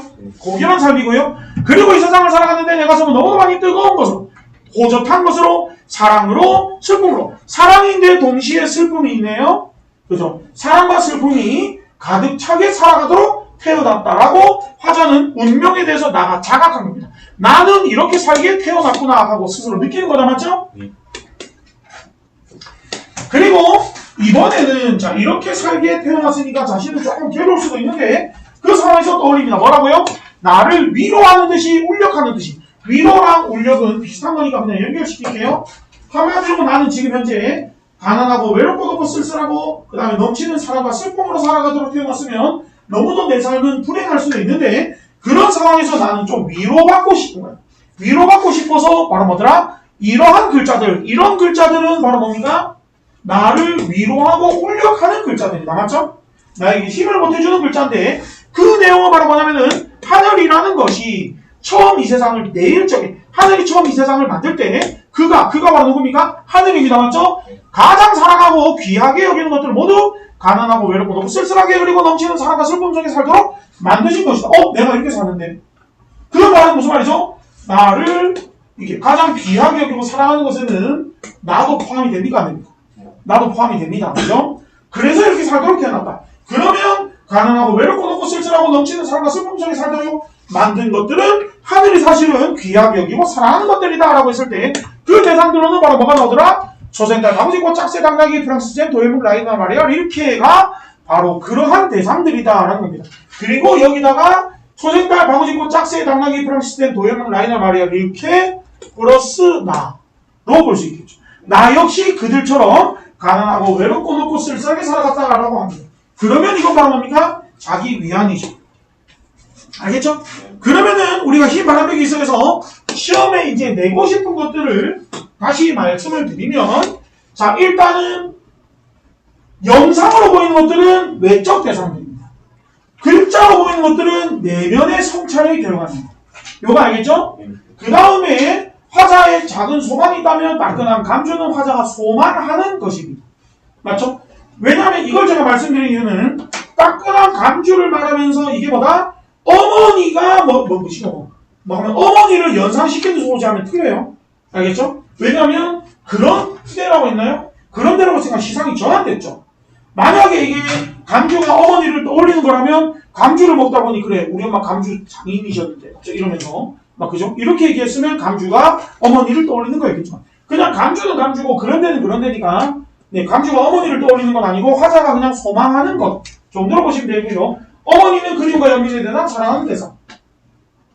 그 다음에 여기서 보시면은 아까도 말했듯이 울력한다, 위로한다 되어 있는데 일단은 이 시에서 학교 시험에서 잘 나오는 부분은 예상외로 전반 부분 요만큼에서 생각보다 잘 나옵니다. 이 시 전체에서 중요한 건 사실 이 부분이 아니라 밑에 부분이 중요하거든요. 특히 글자 부분부터가 시에서는 실제로 중요한데 학교 문제에서 내고 싶은 건 전반부일 가능성이 높습니다. 화자의 처지는 좁다는 방에 있다, 15쪽 전등 같다, 때그는 단하고 무명샷지 같은 어떤 상황인데 이 세 개 중에서 화자의 처지를 단적으로 드러내고 있는 소재라고 하면 때그는 낡은 무명샷지. 알겠죠? 네. 능 의갈까요? 형의꽃. 네. 자, 성의꽃과 그 다음에 흰 바람벽에 있어는 비교해서 볼 필요가 있네요. 자, 그 다음에 여기는 상징감각 역설적이네요. 자, 그리고 이 시에서 제일 중요한 것은 바로 뭐냐면은 성의 꽃에 보조관념들이 나옵니다. 맞죠? 네, 성의 꽃의 보조관념들 우리 다 알아두시면 되겠죠? 자, 그 다음에 이 성의 꽃은 무엇으로 만들어진 겁니까? 서민들의 입김과 한숨으로 만들어진 것이다. 맞죠? 그렇기 때문에 성의 꽃 자체를 바라본다는 것은 네, 서민들의 어떤 삶의 흔적들을 바라보는 것이다. 우리가 이렇게 보시면 되겠네요. 자, 그러면 처음부터 보겠습니다. 자, 그래서 새벽 시내버스인데요. 새벽 시내버스라는 것 자체가 서민들의 삶의 숨결을 느낄 수 있습니다. 왜? 새벽부터 시내버스를 타고 가는 서민들이다. 맞죠? 시내버스 자체가 서민들이 보통 타니까. 사창에는 찬란한 치장이라고 달리는데 저 찬란한 치장의 원가념은 바로 뭐냐면은 성의 꽃을 비유하고 있는 것입니다. 맞죠? 자, 그러면서 언덕 혹한일수록 소년이 피는 성의 꽃인데 이거는 시 끝까지 봐야지 알 수 있지만 우리는 처음부터 다시 보면 자, 결국에는 언덕 혹한이면 날씨가 어떻습니까? 춥다는 것이죠. 날씨가 추우면 일반적으로 꽃은 잘 피어날 수 없는데 그럼에도 불구하고 성의 꽃은 어떻게 됩니까? 오히려 더 선연히 분명하게 선명하게 피어나고 있습니다. 맞죠? 자, 그러면 이것을 갖다 우리는 뭐라고 보냐면 민중의 강인한 생명력으로 볼 수 있습니다. 왜? 이 성의꽃 자체가 바로 뭐다? 민중의 생명력을 의미하잖아요. 맞죠? 네, 그러니까 성의꽃이 분명하게 피어난다는 것은 민중의 강인한 생명력이고 언덕혹한이면 신경현실이다. 그래서 이 부분도 사실은 역설법으로 볼 수 있습니다.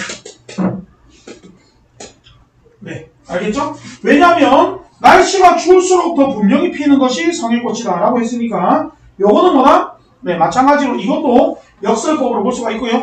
그러면 이 성의꽃은 도대체 무엇으로 만들어졌냐면 어제 이 버스를 탔던 천연총각 아이오른 미용사의 파나파철구 실업자니까 이 사람들은 나보다 서민들이다. 맞죠? 네. 하지만 천연총각이면 서민이 아닌데요 하는데 그냥 버스를 탔던 천연총각입니까?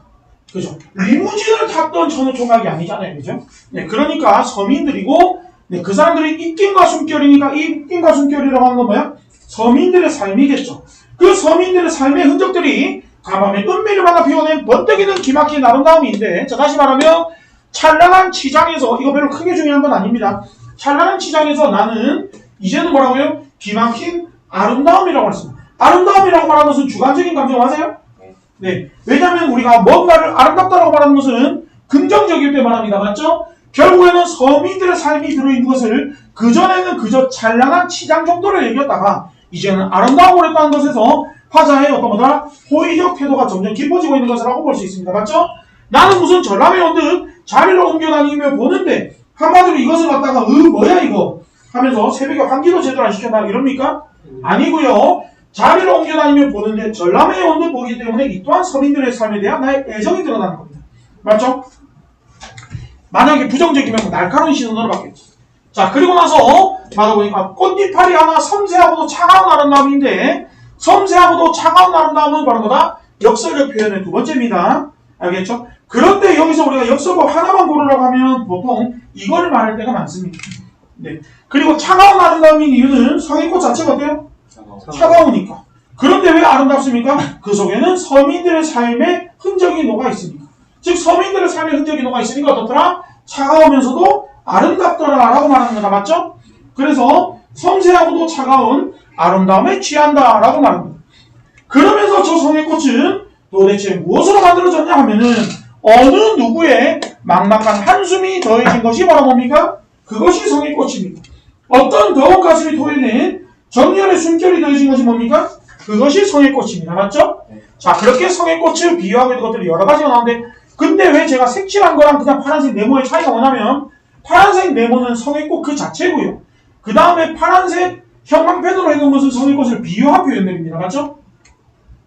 자, 어쨌든 일없이 정성스레 입김으로 손가락으로 나는 성의꽃 한 잎을 지우고 거기다가 뭐합니까? 이마를 대고 봅니다. 자, 이제는 이마를 갖다 대고 본다는 것은 서민들이 다 연민의 행위죠. 왜? 한마디로 아까는 전람회 온 것처럼 어떻게 했어요? 구경 정도만 했었는데 지금은 구경 정도가 아니라 뭡니까? 실제로 이마를 딱 붙여버립니다. 맞죠? 딱 붙여버린다는 것은 뭐다? 아주 강한 공감과 연민을 느끼고 있다는 것이죠.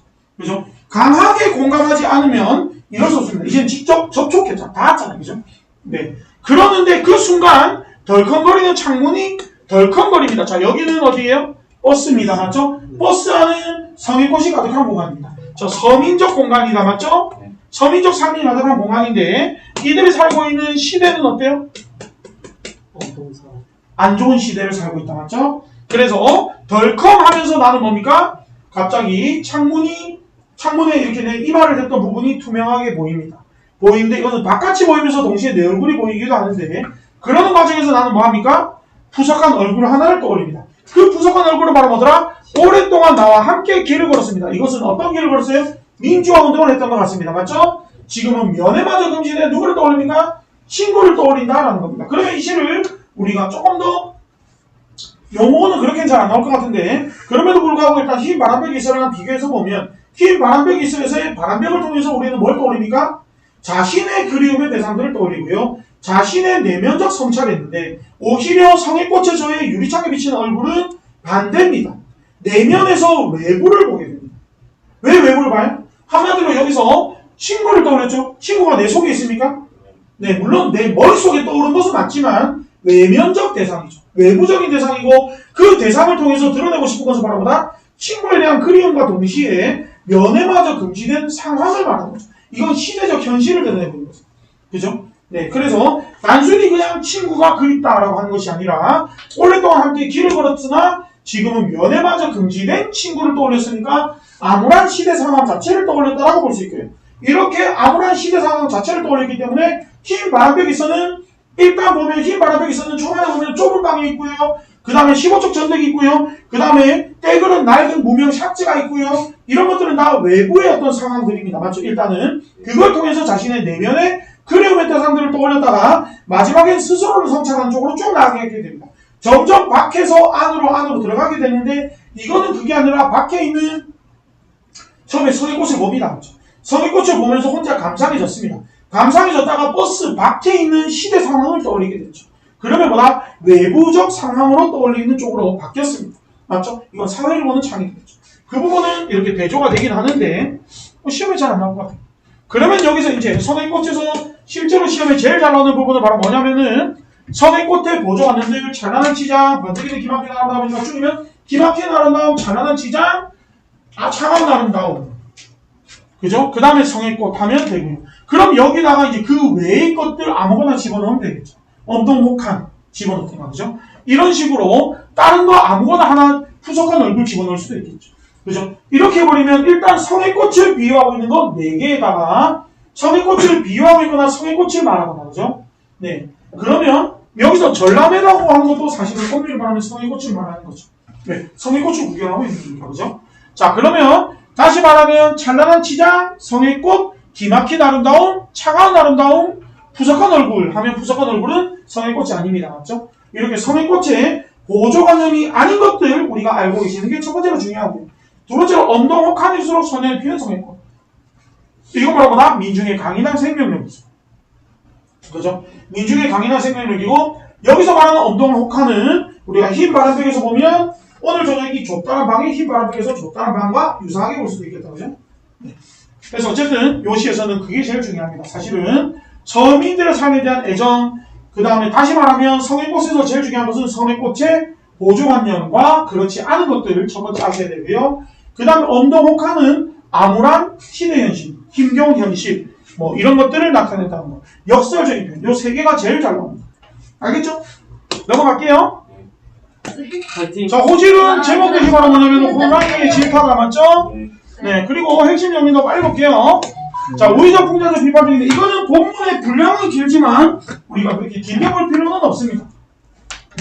분량이 길지만 왜냐면 구구절절한 내용이 많아가지고 그래도 이번에 남한산성 안 들어가서 다행이네요. 갑자기 생각해보니까. 네, 어쨌든 그럼 넘어가겠습니다. 자, 일단은 풍자적이고 비판적인데 여기서 풍자하는 대상은 둘이 나오죠. 정확하게 말하면 셋으로 보기도 하는데 일단 우리는 둘을 보면 됩니다. 첫 번째가 누가 나와요? 북곽선생이 나온다. 맞죠? 그 다음에 동리자 나옵니다. 맞죠? 그 다음에 세 번째로 보게 됐을 때는 다섯 아들들을 보기도 합니다. 근데 아들들에 대해서는 사실은 또 두 가지로 보기도 하는데 여러분 학교에서는 한 가지만 보니까 한 가지만 볼게요. 이 한 가지가 뭡니까? 어리석음만 봅니다. 알겠죠? 그래서 이 아들들은 그냥 뭐다? 한마디로 사리분별을 제대로 못하는 어리석은 인물로만 볼게요. 네. 그 다음에 양반들의 위선인데 이 양반들의 위선이라고 하는 것은 북각선생과 동리자를 말하는 것이고 그 다음에 호랑이로 인하여 양반들의 위선과 비도덕성을 비판하는데 그렇다면 여기서 말하는 호랑이는 누굽니까? 작가의 대리인입니다. 맞죠? 지금 무슨 말이냐면 작가가 하고 싶은 말을 호랑이가 대신하고 있습니다. 맞죠? 자, 그리고 나서 그 다음에 빨리 볼게 돼요. 이 부분은 별로 중요하지 않습니다. 자, 그 다음에 네, 북각 선생은 격이 높은 선비, 동리자는 수절가, 하지만 타락한 인물. 자, 여기서 보시면 다섯 아들들은 평판의 고정관념에 사로잡혀 실상을 직접 목격하면서, 실상을 직접 목격하는 건 어떤 실상을 목격했죠? 지금만 바람 피는 거다, 맞죠? 지금만 바람이라고 볼 수 있나, 이거? 지금만 파이팅 하는 모습 아닌가? 엄마의 파이팅을, 네, 보고도 이해를 못 합니다, 맞죠? 왜요? 네, 그래서 어리석은 인물들이다. 탐욕적이라고 하는 것은 일단 여러분 학교에서는 안 가르치니까 우리는 어리석은 인물들로만 파악할게요. 자, 그 다음에 동리자 말고 처음부터 북학선생 보면 북학선생의 평판이 나오는데 그 평판은 보면 뭡니까? 책을 갖다가 15,000권 천자가 어쩌고저쩌고 난리 나는 인물이다. 자, 그 다음에 동리자 나오는데 동리자는 뭡니까? 마찬가지로 수절과부, 동리과부 지려라고 합니다. 맞죠? 지리네요. 이렇게 해가지고 여기까지는 결국 뭡니까? 다시 보면 수절하는 과부. 이게 바로 뭡니까? 동리자의 외부 평판입니다. 그러면 북학선생과 동리자의 각각의 외부적인 평판이 나온 거 맞아요? 네. 자, 그런데 불구하고 그의 아들 다섯은 성이 달았다. 이것이 바로 실상입니다. 맞죠? 동리자의 실상은 그냥 여기까지만 보면 되고요. 지금부터 주로 나오는 실상은 북학선생의 실상이 나옵니다. 맞죠? 그 다음에 여기서 다섯 아들들은 어떤 캐릭터를 말한다? 어리석음. 맞죠? 그러면서 쭉 보시면은 북학선생에게 원컨대 오늘 밤 옷깃을 여미고 어쩌고저쩌고 하는데 네, 무얼 본떠 만들었나 라고 하는데 병풍에는 원앙새우 되어 있는데 이거 별로 중요한 건 아닌데 그냥 제가 말씀드리겠습니다. 원앙이 뭘 의미하죠? 부부간의 금슬을 말하기 때문에 남녀간의 사랑을 의미합니다. 그러니까 한마디로 밤에 이걸 만나는데 둘이서 만나가지고 진짜로 진지한 한문을 하는 것일 수도 있잖아요. 근데 그게 아니라는 걸 드러내는 겁니다. 결국 남녀간의 사랑에 관한 내용 반딧불이 반짝반짝, 반딧불이 반짝반짝 합니까? 구애 활동을 할 때 그렇습니다. 가마솥과 세발솥은 무얼 본떠 만들었나? 그냥 한마디로 들이치면서 꼬시고 있는 수작거릴 겁니다. 무슨 말인지 알겠죠? 네. 그랬는데 여기서 네, 북학선생은 현자이시니 저 사람은 북학선생이 아닐 테고 한마디로 눈앞에서도 뭐다? 저는 북학선생의 실체를 보고서도 안 믿습니다. 눈앞에 보이는 것조차 믿지 못하는 어리석은 모습을 보여주고 있다. 맞죠? 네. 그 다음을 우리가 볼게요. 자, 그리고 나서 여우구멍이 생겼다던데 하면서 자, 여기서 보시면 탐욕스러운 모습을 보이는 다섯 아들인데 이거를 탐욕스러운 학교에서 안 가르친다고 했죠? 맞죠? 그중에 안 보나 보지? 학교 수업 안 됐나? 학원에서 들은 네, 일단 어쨌든 넘어가겠습니다. 자, 여호와의 갓을 지닌 자는 어쩌고저쩌고 해가지고 쭉 얘기를 합니다. 자, 그리고 나서 어미의 방을 에워싸고는 결국 뭡니까? 안으로 들이닥칩니다. 맞죠? 네, 안으로 들이닥쳤더니 결국 북학선생은 여기서 이제 두 가지를 챙겨야 됩니다. 첫 번째 뭐죠? 뒤지면 안 되잖아요. 목숨도 챙겨야 되죠? 또 뭐도 챙겨야 돼요? 체면도 챙겨야 되죠. 그래서 결국 어떻게 합니까? 요렇게 요 자세로 튄다. 맞죠? 이거 들은 거지. 이렇게 된 겁니다. 다시 그려줘?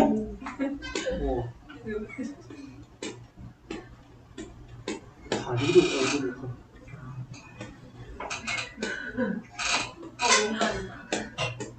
이렇게요. 다리 꺼줘. 해보세요. 아니 물론 이게 이제 저는 허리를 꼬고내서 했지만 허리를 숙였겠죠. 이렇게 하고 이렇게 했겠죠. 알겠죠? 이게 어렵나? 손으로 다리 어? 이렇게 하면 그냥 우스꽝스럽게 웃으면서 맞네? 손으로 가리면 되네? 왜 발로 가리지? 약간 양반을 우스꽝스럽게 아, 네. 멍청하니까. 그러다가 똥구덩이에 빠집니다. 맞죠? 자, 요거 중의적인 표현입니다. 맞죠? 냄새가 참 구리다라는 것은 첫 번째는 똥구덩이에서 나왔으므로 두 번째는 선비들의 도덕적인 타락을 비판하는 것이다. 이렇게 두 가지로 볼 수 있는 거 맞아요? 네. 그리고 나서 머리를 조아립니다. 굉장히 어떻습니까? 비굴합니다. 맞죠? 법님의 덕이야말로 참 지극합니다. 다스림을 받고자 합니다. 자, 여기까지 비굴한 모습 나옵니다. 맞죠? 네. 자, 그랬더니 여기부터 말하는 것은 이제 누가 말합니까? 법님이 말하십니다. 맞죠? 네. 그 법님이 말하는 것을 우리가 더 보시면은 A 가까이 다가오지 말랐다 하면서 유라는 것은 유라 하더니 자, 요거 뭡니까? 언어 유희. 자, 쉽게 말해서 호질은요. 좀 좋은 것 중에 하나가 뭐냐면 분량은 긴데 나올 부분이 똑부러지게 딱딱 정해져 있어. 그거 안 나오면 그냥 안 나와. 이거 안 나와 안 나와 이래. 그러니까 여기까지는 그냥 뭐다? 북학 선생이 호랑이 앞에서 살고 싶어가지고 뭐하는 모습? 비굴하게 아첨하는 모습이다 라는 것만 알면 되고요. 여기서는 지금 A부터는 누가 하는 말이야? 호랭이가 하는 말입니다. 맞죠? 그리고 이거 뭐라고 하더라? 동음 이어를 이용한 언어 유희가 드러난다는 거 요거 하시면 됩니다. 그리고 여기서 말하는 파란색 동그라미와 녹색 동그라미 뭐가 다릅니까? 파란색 동그라미는 누구예요? 북학 선생을 말하는 겁니다. 맞죠? 녹색 동그라미는 누구를 말하는 겁니까? 호랭이를 말하는 겁니다. 맞죠? 자, 그러면서 평소에는 세상에 온갖 나쁜 이름을 끌어모아서 호랑이를 욕합니다. 평소에 인간들은 뭐라고 있었다?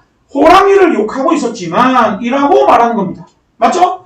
그랬는데 지금은 오히려 호랑이 앞에 뭐합니까? 아첨을 하고 있으니까 누가 그따위 말을 믿겠느냐라고 말하는 겁니다. 무슨 말인지 알겠죠? 그러면서 내놈들이 하는 말은 네, 모두 오상을 벗어나지 않고 여기 부분 우리 보겠습니다. 자, 일단 이 부분을 조금만 보면 자, 일단 여기서 평소 부분 다시 한번 설명드릴게요. 평소에 인간들은 뭐 했어요? 호랑이를 비난했습니다. 맞아요? 네. 자, 평소에는 인간들은 호랑이를 비난하고 지들은 아닌 척 했다. 요거 첫 번째로 알고 계시면 됩니다. 두 번째로 알고 계셔야 될 건 뭐더라? 호랑이는 그 말에 대해서 반박합니다. 반박하는데 호랑이 반박은 뭐라고 하더라? 천하의 이치는 하나입니다. 천하의 이치는 하나는 건 무슨 말입니까? 호랑이의 이치랑 인간의 이치랑 개, 소, 말, 닭, 행치의 이치가 어때요? 모두 하나입니다. 맞죠? 모두 하나이기 때문에 이치는 하나이기 때문에 만약에 호랑이가 악하다면 인간도 뭐한 존재야? 악한 존재. 맞아요. 왜냐하면 호랑이가 악하지 않다면 인간도 악하지 않은 것이고 인간이 악하지 않다면 호랑이가 악하지 않겠죠. 그런데 인간들은 멍청하게도 뭐라고 하래요? 호랑이를 악하다라고 말했습니다. 그런 논리를 첫 번째로 까는 거예요. 이거는 뭐냐면 여러분들이 2학년 됐는데 아직 안 배웠으면 좀 이따 배우게 될 것 같은데 동양 철학에 보면 이와 기라는 게 있습니다. 들어보셨나요? 네. 이라는 건 변함없는 불변의 진리를 말하고 그것은 보편타당한 것이기 때문에 천하의 이치를 말하는 것이죠. 그거는 어떤 것에도 모조리 다 적용되는 불변인 것이잖아요. 그걸 지금 호랑이가 얘기하는 겁니다. 무슨 말인지 알겠죠? 네. 그래서 그런데 인간은 뭐더라? 호랑이의 본성은 악하다고 말하고 지들의 본성은 선하다고 말했으니까 이건 틀린 거라는 거죠. 무슨 말인지 알겠죠? 그 얘기를 하는 것이고 그리고 또 두 번째로 호랑이의 비판을 말씀드리겠습니다. 두 번째로 호랑이가 비판하는 것은 바로 뭐냐면 인간들이 평소에 내뱉는 말은 틀린 말이 많아졌다? 없답니다. 왜? 인간들이 하는 말들은 내놈들이 하는 말은 모두 오상을 벗어나지 않고 경계하고 권장하는 것은 돼 있습니다. 즉 평소 인간들은 말하는 내용은 다 맞는 말이에요. 그럼 말하는 내용이 다 맞으면 인간은 훌륭한 거 맞아요? 아닙니다. 왜 아니죠? 말은 정말 맞는 말을 하는데 행동 거지를 그러지 못하는 그런 인간을 욕하는 겁니다. 자, 인간 욕하는 거 두 번째. 첫 번째부터 다시 말하면 첫 번째는 뭐다? 한마디로 호랑이를 욕하고 지들은 아닌 척하지만 사실은 세상 모든 것들의 이치는 하나이기 때문에 결국 호랑이의 이치와 인간의 이치가 서로 다르지 않다라는 얘기. 이걸 통해서 인간을 비판하고 있다. 이게 첫 번째. 여기까지 무슨 말인지 알겠죠? 그 다음 두 번째는 바로 뭐냐면 인간들은 평소 하는 말은 다 맞는 말을 합니다. 그럼에도 불구하고 뭡니까? 네. 자, 한마디로 보면 여기 보시면 인간들이 하는 말은 맞아요. 그러면 인간들이 하는 말이 다 맞으면 인간은 행동도 어떻게 해야 돼? 똑바로 해야죠. 똑바로 해야 되는데 뭐더라? 코 잘리고 발 잘리고 얼굴에 문신이 새겨졌지 이런 애들 많습니다. 결국 말과 행동이 다른 거죠. 인간들이 정말로 저렇게 지들이 주장하는 것처럼 올바르게 살고 있다면 인간들 중에서 잘못한 사람 하나도 없어야 되는데 너무도 많은 인간들을 뭘 짓고 있다? 죄를 짓고 있다는 겁니다. 죄를 짓고 있다는 것은 인간은 결국 말로는 지들이 착한 척하고 올바른 척했지만 실제 인간의 삶은 그만큼 올바르게 살고 있지 못하다라는 것을 말하는 겁니다. 무슨 말인지 알겠죠? 자, 그러면 인간들의 디스 이제 두 번째. 첫 번째는 아까 이치에 관한 거. 두 번째는 말과 행동이 다른 인간. 세 번째는 그와 대조되는 모습이 나오는데 그와 대조되는 건 누가 대조되죠? 호랭이가 대조됩니다. 자, 그러면 호랭이는 어떠냐 하면 법의 세상에는 본래 이런 형벌이 없습니다. 왜 없습니까? 형벌은 왜 있죠? 죄를 지으니까. 우리가 만약에 학원에서 지각비를 걷는다고 칩시다. 왜 걷어요? 지각한 애들이 있으니까. 혹은 내가 탐욕에 쩔었어. 이런 거. 하여튼 어쨌든 탐욕에 쩔든 말든 간에 지각을 안 하면 돈 낼 일이 없잖아요. 그죠? 지각을 하니까 지각비를 걷고 하는 제도가 생기겠죠. 마찬가지로 범의 세상에는 이런 형벌이 없는데 그거 이유는 뭐다? 범들은 이런 잘못을 저지르지 않아요. 무슨 말인지 알겠죠? 자, 그리고 나서 그 다음에 쭉 보시면은 자, 범에도야말로 참으로 광명정대하지 않느냐. 사람들은 그러면서도 이제 또 인간의 이중성이 또 드러납니다. 여기서 보시면 뭐더라? 사람들은 범이 노루나 사슴을 먹으면 미워하지 않습니다. 그런데 뭐더라? 소나 말을 잡아먹으면 원수라고 떠들어냅니다. 왜 그렇죠? 소나 말은 누구 거니까? 인간의 욕심에 의해서 기르는 것이기 때문에. 그러면 여기서 보시면 자 이렇게 하면서 그러면 인간들은 소나 말을 먹는 범을 굉장히 욕하고 있는데 이렇게 욕하는 인간들이 결국 뭐예요? 소나 말을 먹는 범을 욕할 거면 지들은 그러면 소나 말한테 잘해줘야 돼? 못 해줘야 돼? 잘해줘야 되는데 정작 소나 말이 수고를 당하면 나중에 완전 괴롭히죠? 완전 개빡세게 시켜놓고 나중에 다 삥 뜯어갑니다. 맞죠? 자 그러면 이렇게 하는 인간들이 결국 소나 말을 먹는 범을 욕할 자격이 됩니까? 안 됩니까? 자격이 되지 않습니다. 왜? 지들은 더 잔인하게 평생 부려먹고 잡아먹잖아. 범은 그냥 잡아먹는데. 맞죠?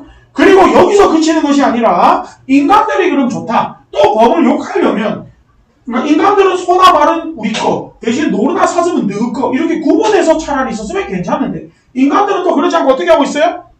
지들이 노루나 사슴까지도 잡아먹는데 이 노루나 사슴은 누가 먹을 거?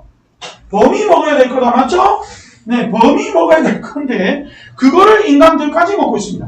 결국에는 인간들은 지들 거는 지들 거, 범 거도 범, 이 쟤들 거.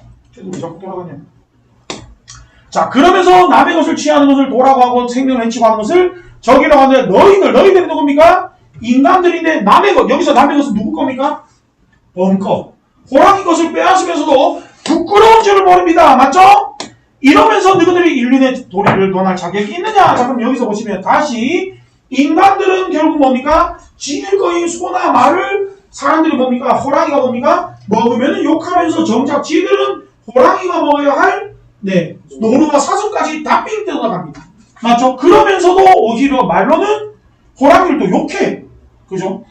뿐만이 아니라 메뚜기한테는 양식을 빼앗고 누이한테 옷 뺏고 다 빼서 개미 알로 젓갈을 담아서 개미 알 좀 먹어보셨죠? 아, 네 하신 분들은 먹어봤다고 저는 안 먹어봤거든요. 아, 저런 걸 먹는 학생이 있군요. 아, 정재영이가 먹었구나. 네, 그렇군요. 아니 뭐 괜찮아. 저는 식성 존중합니다. 다 같이 먹었어요. 아, 네, 알겠습니다. 네, 어쨌든 이러고 있네요. 그러면서 하늘과 땅이 만물을 다 기르는 것을 범의 견지에서 보면 서로 거스르지 않아야 됩니다. 이 거스르지 않아야 된다는 건 무슨 말입니까? 인간이 결국 뭐다? 뭔가를 먹는 거는 좋은데요. 저렇게 먹어도 남의 것을 약탈해서는 안 돼. 하지만 인간은 어떻게 합니까? 남의 것을 약탈하고 있기 때문에 하늘의 이치를 어기고 있는 것이 뭐다? 그것이 인간입니다. 무슨 말인지 알겠죠? 하늘의 이치를 어기고 있습니다. 누에와 메뚜기의 살인까지 빼앗고 있죠. 자, 그리고 범은 지금까지 표범을 잡아먹은 적이 없습니다. 자, 여기서 또 새로운 비난을 합니다. 여기까지는 일단 남의 것을 침략해서 뺏고 있다. 맞죠? 그러면 인간이 남의 것을 뺏는 것에서 그치는 것이 아니라 그 다음에 보시면 뭐한다? 범은 표범을 잡아먹은 적이 없습니다. 이거 뭐야? 같은 동족이나 유사성족끼리는 먹지 않아요.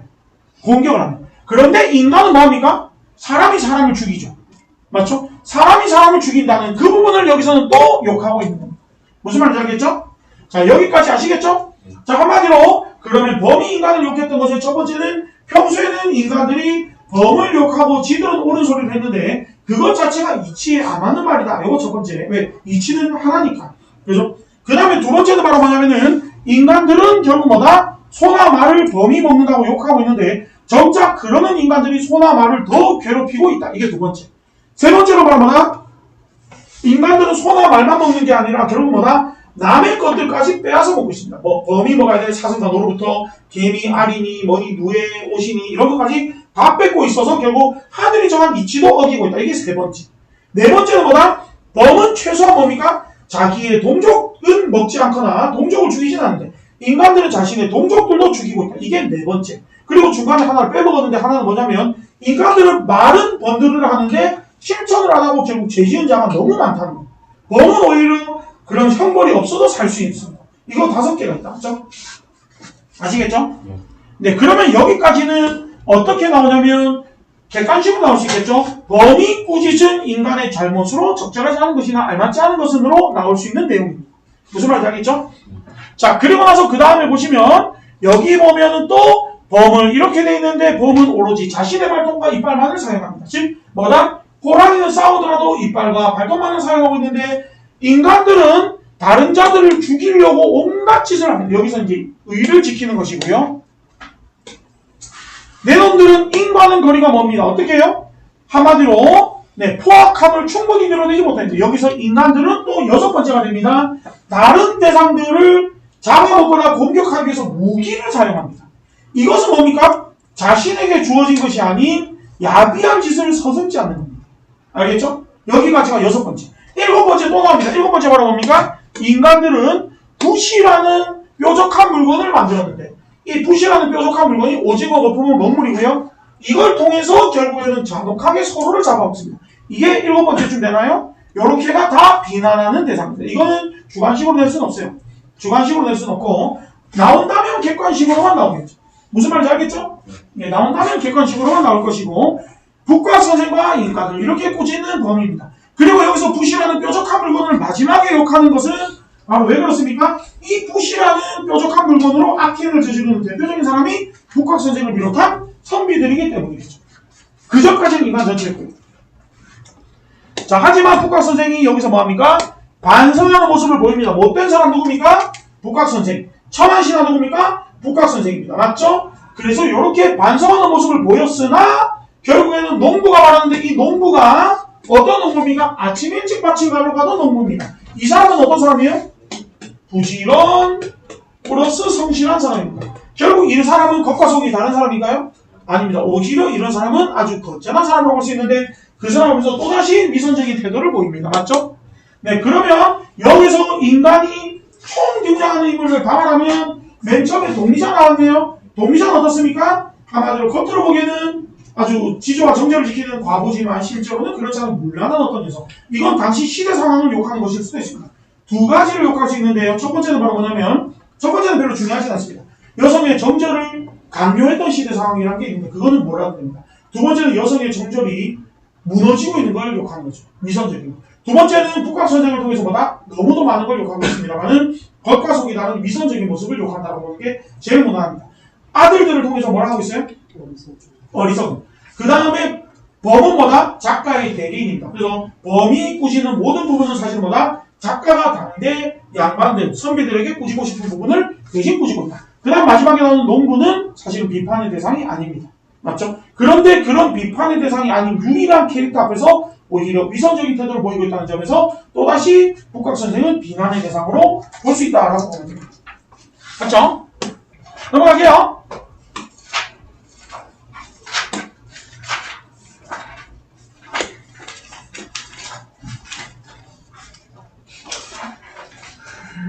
너무 귀엽다. 너무 귀엽다, 진짜. 너무 귀엽다. 네.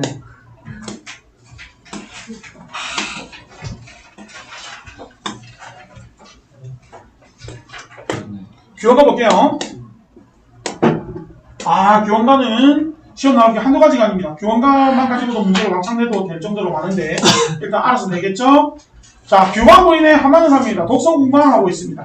원망합니다. 여기 남편에 대한 감정은 두 가지가 나옵니다. 맞죠? 첫 번째는 원망이고 두 번째는 뭐야?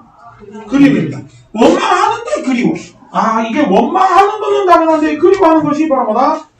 조선시대 여인의 한계입니다. 맞죠? 네. 그 다음에 여기서 다양한 자연물을 활용하여 화제의 정서를 표현하는 거 굉장히 중요하다. 맞죠? 네. 그 중에서 제일 잘 나오는 건 아마도 실소일 것 같은데 일단 그건 모르겠고요. 자, 이 부분 첫 번째 부분부터 보면 엊그제까지만 해도 뭐다? 젊었는데요. 벌써 어찌하여 뭐다? 늙어버렸다. 맞죠? 그래서 이 부분에서는 우리가 뭐냐면은 과거와 현재 대조를 잘 보셔야 됩니다. 자, 그래서 젊었더니 핑크색은 과거, 누런색은 현재. 자, 그래서 엊그제까지만 해도 젊었습니다. 소년행락 생각하니까 이래봤자 무슨 말 하겠습니까? 늙고 나서 서러운 말씀 하려고 하니까 그저 목이 메인다 까지 현재 이야기입니다. 맞죠? 자, 무슨 말이냐면 엊그제까지 해도 나 젊었었는데 벌써 나는 폭삭 사가버렸으니까 과거에 젊었을 때 그때를 떠올려보니까 말해봤자 무슨 소용이 있겠느냐라고 말하네요. 그러면서 지금부터 부생모욕부터 말하더라 과거의 자신의 삶을 쭉 해석하고 있습니다. 맞죠? 아버지가 나를 낳으시고 어머니가 나를 길러주실 때 네, 고고 배필은 이상적인 배우자지만 그것까지는 안 되더라도 군자 호구 정도는 현실적으로 말했었다. 맞죠? 네, 그랬는데 삼생의 원업이요 월화의 연분 때문에 장한유협의 견박자를 나는 꿈같이 만났는데 여기서 꿈같이 만났다는 말은 무슨 말입니까? 네, 한마디로 악몽같이 만난 거예요. 자, 그래서 이게 이상적 배우자인데 이것까지는 바라지 않아도 현실적으로 요 정도는 바랬었다. 그런데 실제로는 요런 놈과 결혼했다. 라는 겁니다. 그래서 여기서 말하는 장한유협 견박자가 바로 누구입니까? 이게 남편입니다. 맞죠? 꿈같이 만났다 됐는데 일단 운명론적 태도는 어디 나옵니까? 삼생의 원업, 월하의 영분 요게 바로 운명론적 태도입니다. 삼생이라고 하면 전생, 현생, 후생까지 4세까지 3개의 어떤 업보가 달려있다는 것입니다. 운명이니까 벗어날 수 없다. 그죠? 그래서 당시 결혼이 살얼음을 디디는 것 같더라 합니다. 여기까지를 그럼 말하면은 2가지를 말했네요. 자, 첫 번째 과거에 젊었었는데 지금은 나는 팍삭 사갔고요. 이제 와서 서로 말해봤자 뭐 하겠느냐라고 했습니다. 그 다음에 뭡니까? 과거에 우리 부모가 이런 정도 말했는데 실제로 이런 놈과 결혼이 시작되어 버렸다. 굉장히 불안한 결혼생활 시작되었다라는 얘기를 했습니다. 무슨 말인지 알겠죠? 그랬다가 일단은 결혼생활 시작했습니다. 그런데 과거에 나 예뻤다고 안 예뻤다고? 예뻤대요. 그래서 3528이니까 15, 16 겨우 지나서 천연여질 과거에 천연적으로 아름다운 모습이 팍팍팍 솟아나는데 굉장히 예쁩니다. 이렇게 나의 예쁜 모습을 조물주가 시기합니다. 뻥이네요. 그래서 어쨌든 됩니까? 네, 세월을 굉장히 빨리 어떻게 돼요? 흘러가게 만듭니다. 왜 세월을 빨리 흘러가게 만들죠? 자, 예쁜 얼굴은 어차피 뭐다? 외부적인 아름다움은 늙으면 안 예뻐질 거니까 나를 빨리 어떻게 해요? 시간이 흘러가게 만들어가지고 안 예뻐지게 만들려고 합니다. 맞죠? 그래서 과거와 현재 대비됩니다. 과거에 나는 뭐더라? 천연여질이었고요. 설빈화한이었는데요. 지금은 뭡니까? 면목가증이 됐습니다. 무슨 말인지 알겠죠? 네. 이런 나의 얼굴을 내가 보니까 어느 누가 나를 사랑해주겠느냐? 스스로 괴로워하니까 누구를 원망하겠느냐? 봉건주의적 가치관입니다. 자, 여기까지는 과거 회상과 현재 자신의 상황에 대한 한탄인데 현재 자신의 상황에 대한 한탄을 어떻게 얘기합니까? 현재 자신의 상황에 대한 한탄을 어떤 방식으로 하고 있냐면 결국 과거와 현재를 비교하면서 그 속에서 다 내 탓이다 라고 표현합니다. 맞죠? 왜? 내가 늙어서 못생겨져서 그런 거니까 라고 말하는 거죠. 자, 그건 그렇고요. 이제부터 뭘 말할 겁니까? 이제부터는 남편의 행적을 말하는 장면입니다. 그나저나 우리 남편 어디 갔습니까? 335 야유원에 335는 뭡니까? 끼리끼리입니다. 야유원은 기생집을 말하는 것이고요. 새로운 기생이라도 나온 것인가? 한마디로 새로운 기생이라도 나와가지고 그 기생 구경이라도 혹시 하러 갔느냐라고 말하는 겁니다. 꽃피고 날 접을 때 정처없이 나간 사람 누구예요? 남편입니다. 백마근편은 대유법인데요. 아주 화려한 옷차림을 말하는 것입니다. 나갔습니다. 어디 머무는지 모르겠는데요. 원근을 모르더니 어디로 갔는지 모르는데 소식이 또 갈 수 있습니까? 인연이 끊어졌으면 차라리 생각이라도 안 했으면 좋을 텐데. 아, 이게 바로 뭡니까? 조선시대 여인의 한계입니다. 왜 한계죠? 한마디로 남편은 지금 딴 여자랑 바람피러 나갔을 가능성이 굉장히 높은데 그런 상황에서도 화자는 어떻게 합니까? 남편에 대한 그리움을 가지고 있다. 맞죠? 네.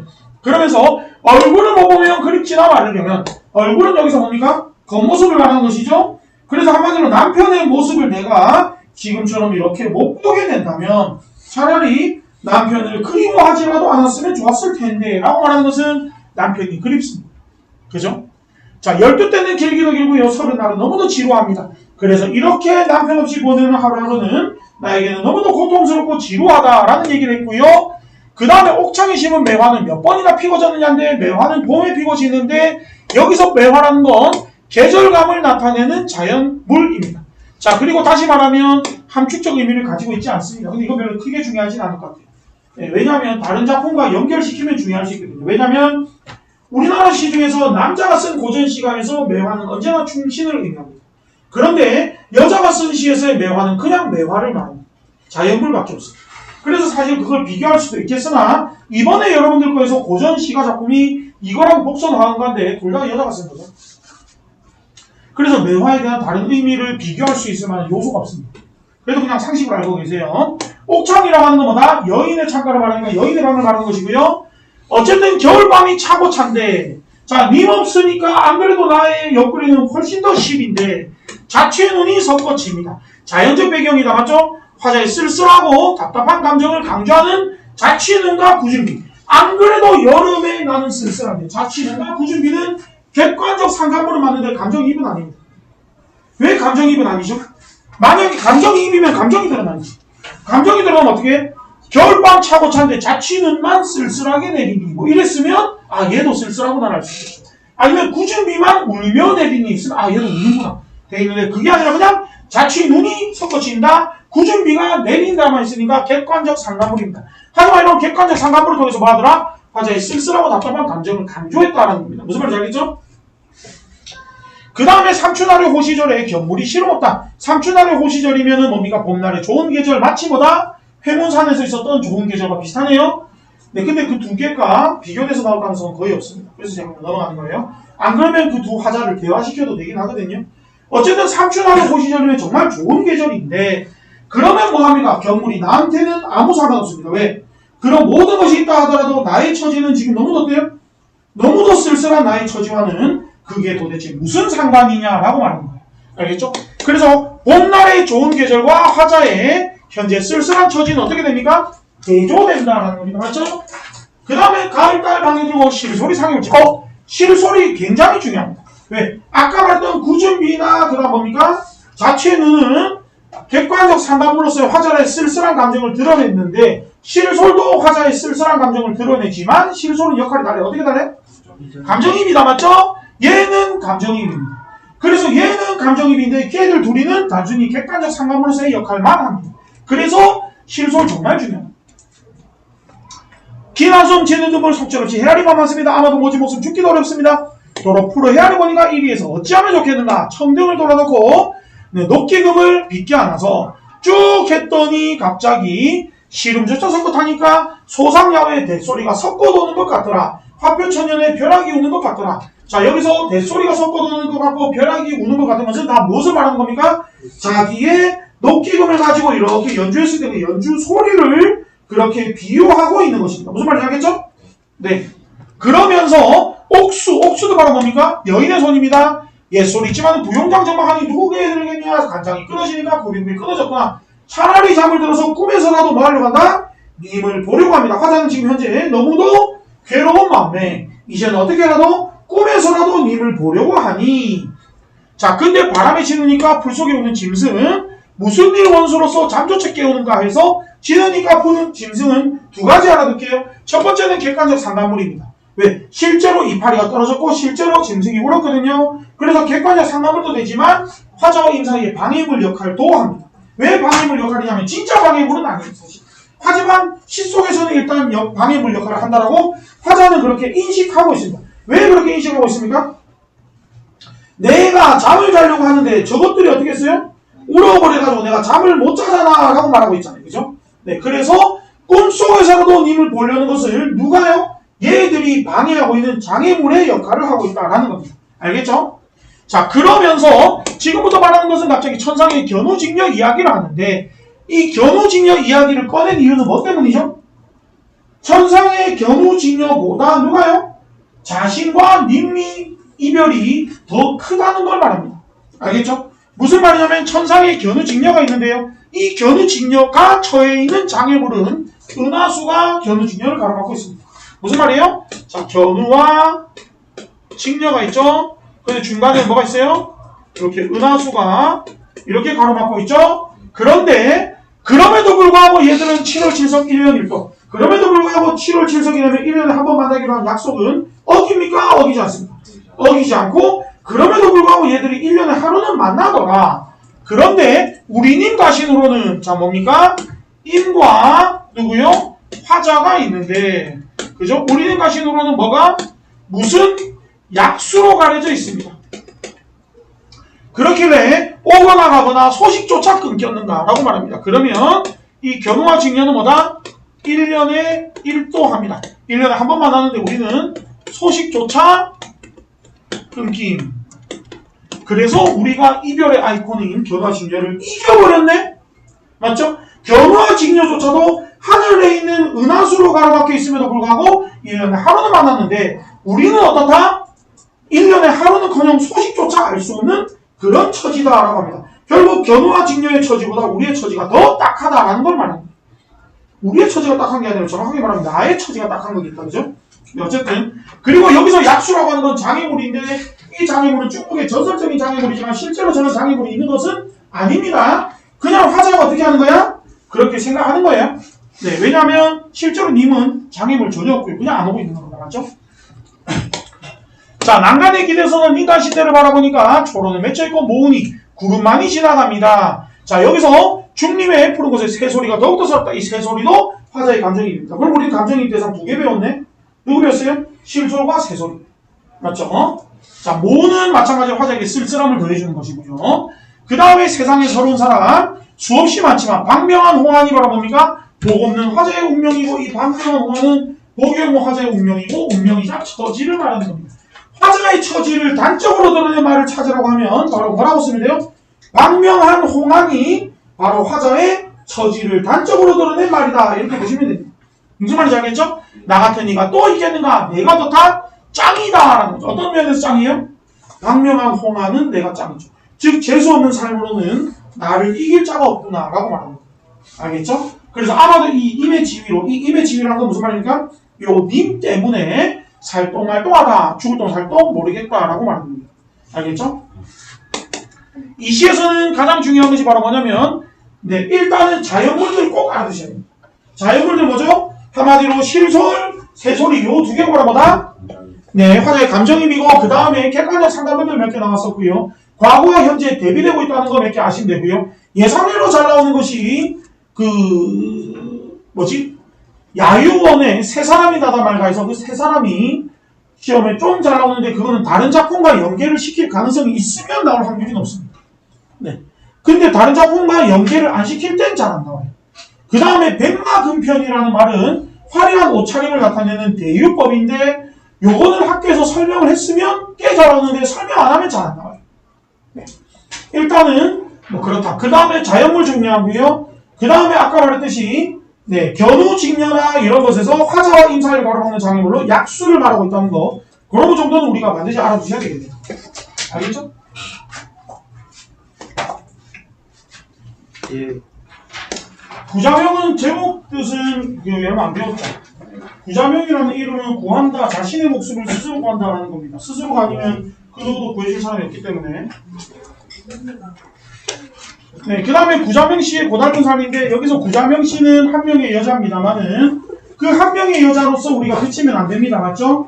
그 한 명의 여자는 결국 여성 전체를 대변하고 있다. 그래서 구체적인 개인 부부 구자명에서 보편적인 여성의 모습으로 확대시키는 모습이 중간에 나오고요. 자, 처음부터 보겠습니다. 맞벌이 부부 우리 동네 구자명씨. 구자명씨의 여러 가지 역할들이 나오는데 첫 번째는 맞벌이니까 직장 여성이다라는 것을 굳이 알 수 있습니다. 그 다음에 7달 아기 엄마니까는 누군가의 엄마이기도 합니다. 맞죠? 세 번째, 그 다음에 아직 안 나왔네요. 자, 출근길 버스에 오르기가 무섭게 졸기 시작합니다. 삶의 고달픔이 있습니다. 맞죠? 경적 소리에도 아랑곳 없이 옆으로 앞으로 꾸벅꾸벅 좁니다. 굉장히 고단하다. 맞죠? 이런 구자명씨가 바로 누구냐면 성의꽃에 나오는 어제 이 버스를 탔던 처녀 총각 아이 어른 미용사 외파는 파출부 시업자 중에서 누굴까요? 뭐 여러 중에 포함이 되는 사람이겠죠? 그죠? 차창 밖으로는 사계절이 흐릅니다. 이거는 성의꽃과 좀 다르게 차창 밖에 사계절이 흐르고 진달래 피고 밭꽃이 흐드러지면 예뻐 안 예뻐? 예쁘네요. 그러면 진달래 벚꽃 밭꽃 흐드러지는 부분이 우리가 규범가에 그대로 적용시키면 삼춘하류 호시절과 똑같은 거죠. 그죠? 네. 그러면 뭐합니까? 구자명씨는 부처님처럼 졸고 있네요. 자, 그러면 규원가와 연결시킬 수 있는 게 규원가에 보면 삼춘하류 호시절이 네, 경물이 실험 없다고 했습니다. 그렇다 해봤자 나랑 상관이 없거든요. 구자명씨는 창밖에 진달래 피고 밭꽃 흐드러지는 아름다운 꽃이 흘러봤자 구자명씨는 부처님처럼 졸고 있습니다. 둘 다 화자와 상관이 없다. 화자가 아니라 대상과 상관이 없습니다. 맞죠? 상관이 없는데 그 원인이 규원가에서는 님이 없기 때문이고요. 구자명씨는 뭐더라? 네, 일에 시달리고 있기 때문입니다. 둘 다 가사노동에 시달리고 있기 때문이다. 맞죠? 각자 어쨌든 여성이 억압을 갖고 있기 때문에 외부의 아름다운 꽃풍경과 둘 다 무관한 어떤 삶을 살고 있다는 것을 둘 다 보여준다는 점에서 공통점이 있는데 그 원인에서는 차이점이 있죠. 알겠죠? 자, 부처님처럼 졸고 있는데 이 부처님처럼은 구자명씨를 비유적으로 표현했습니다. 근데 왜 하필 부처님처럼이라고 말했어요? 왜 하필 부처님이냐면 이거는 정말 돌부처처럼 조금의 움직임도 없이 거의 기절하듯이 자고 있다 라는 게 첫 번째 의미고요. 두 번째로 부처님처럼 자고 있다의 두 번째 의미는 바로 뭐냐면 구자명시는 스스로가 거의 고행의 길을 걷고 있다라는 뜻입니다. 어쩌면 그대로 중요한 건 아니에요. 그러면서 저 신부는 아까 말했던 구자명시는 첫 번째가 뭐더라? 맞벌이 부부라고 했습니다. 맞죠? 직업 여성이라고 했고요. 두 번째는 바로 뭐냐면은 뭐다? 엄마였습니다. 맞죠? 자, 간밤 아기에게 정물린 시간이다. 한마디로 저 구자명시가 저렇게 조는 데는 이유가 있는데요. 그 첫 번째는 바로 아기 엄마기 때문에. 또 10번은 바로 뭐더라? 간밤 시어머니 약시종 들었으니까 며느리 역할도 합니다. 맞죠? 그 다음에 아내의 역할도 합니다. 그런데 버스를 타고 가는 것은 여기서 직장 여성까지. 그리고 이렇게 네 가지가 있죠. 직장 여성이면서 누군가의 엄마면서 며느리면서 아내의 역할까지를 모조리 구자명시 한 명이 일임하고 있습니다. 맞죠? 네. 그러면서 고단한 하루의 시작과 끝에서 하루의 시작과 끝은 어디입니까? 시작은 출근하는 것이겠죠? 끝은 퇴근일까요? 아닙니다. 남편이 잠들고 난 다음이 끝입니다. 맞죠? 네. 그러니까 집 속에 흔들리는 펜지꽃이 누구를 말합니까? 구자명시를 말합니다. 하지만 그런 펜지꽃은 가만히 있습니까? 아픔을 겪고 있습니다. 맞죠? 그 다음에 안개꽃은 누구를 말합니까? 구자명시를 말합니다. 하지만 멍해가 있습니다. 멍해가 뭔지 아시나요? 소 코뚜레. 소한테 씌우는 거. 그러니까 한번 소가 벗어날 수 없는 것이죠. 그러면서 이 여자는 펜지꽃 아픔을 겪고 있고 안개꽃 멍해인데 굳이 그러면 구자명을 안개꽃으로 빗댄 이유는 뭐예요? 요새는 안개꽃을 코트에서 별로 잘 안 하죠. 네, 안개꽃은 메인이 아닙니다. 보조적인 수단입니다. 다른 장미꽃 몇 송이가 있거나 하면 주변에 안개꽃을 감싸주거든요. 안개꽃은 쉽게 말하면 가수로 치면 뭐 약간 이런 말은 그렇지만 백댄서예요. 정도. 그죠? 그런 주변을 띄워주는 것이지 구자명시가 전면에 나서는 건 아니죠. 어쨌든 이렇게 가정의 평안이 여성의 희생으로 이루어지고 있습니다. 그러나 부엌문이 여닫치는 지붕마다 여자가 맞춰든 한식구의 한식이. 자, 아까는 구자명이라며 이제는 뭐라고? 여자라며. 구자명이 여자인 거는 맞지만 이렇게 말해서 뭐더라? 결국 구자명 개인이 아니라 뭐더라? 여성 전체로 일반화시킵니다. 아무도 모르게 죽음의 잠을 향해서 구자명시는 뭐더라? 여성의 희생을 통해서 거부의 화살을 당기고 있다. 하지만 구자명시가 이렇게 살아서는 안 되겠다. 맞죠? 그래서 구자명시 더 이상 이렇게 살아서는 안 된다라는 것을 보여주고 있는 것이죠. 맞죠? 질문요? 없으시죠? 그러면 이 시에서는 우리가 이제 뭐가 중요하냐면 기본적으로 말하는 것은 여기서 여자가 받쳐두는 돼 있고 부엌이나 여기서 여자라고 하는 것은 구자명시가 의미하는 것은 뭐더라? 결국에는 한 개인의 삶이 아니라 그것을 여성 전체의 희생이라는 거. 그 다음 뭐다? 마찬가지로 여기 보시면은 펜지꽃 아픔, 안개꽃 멍에 여자, 그 다음 뭐죠? 부처님. 저런 것들이 다 누구다? 구자명시를 밑댄 표현입니다. 맞죠? 그런데 왜 여자가 구자명시를 밑댄 거냐면 여자 속에 구자명시가 포함되기 때문이고 그 구자명이란 건 한 명의 개인 여성으로서가 아니라 결국 뭐다? 여성 전체로 일반화되어 있는 어떤 대상을 대변하고 있기 때문이다 라고 보시면 되고요. 그 다음에 나머지 같은 경우에는 보시면은 여기서는 나머지가 시험에 나올 만한 것은 이 시 자체는 아까 저 부분에서 규원가와 비교되는 부분들 이런 것들을 우리가 좀 보시면 중요할 것 같습니다. 맞죠? 자, 그러면은 논이야기 우리가 보면 빨리빨리 보겠습니다. 그냥 이거는 크게 볼 게 없네요. 이거 안 적어놨는데 이거 왜 안 해놓는 거예요?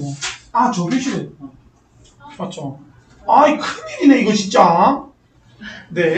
인물에 냉소 적어져 나오는데 인물에 냉소 적어져 있는 인물이 누굽니까? 한덕문이다. 맞죠?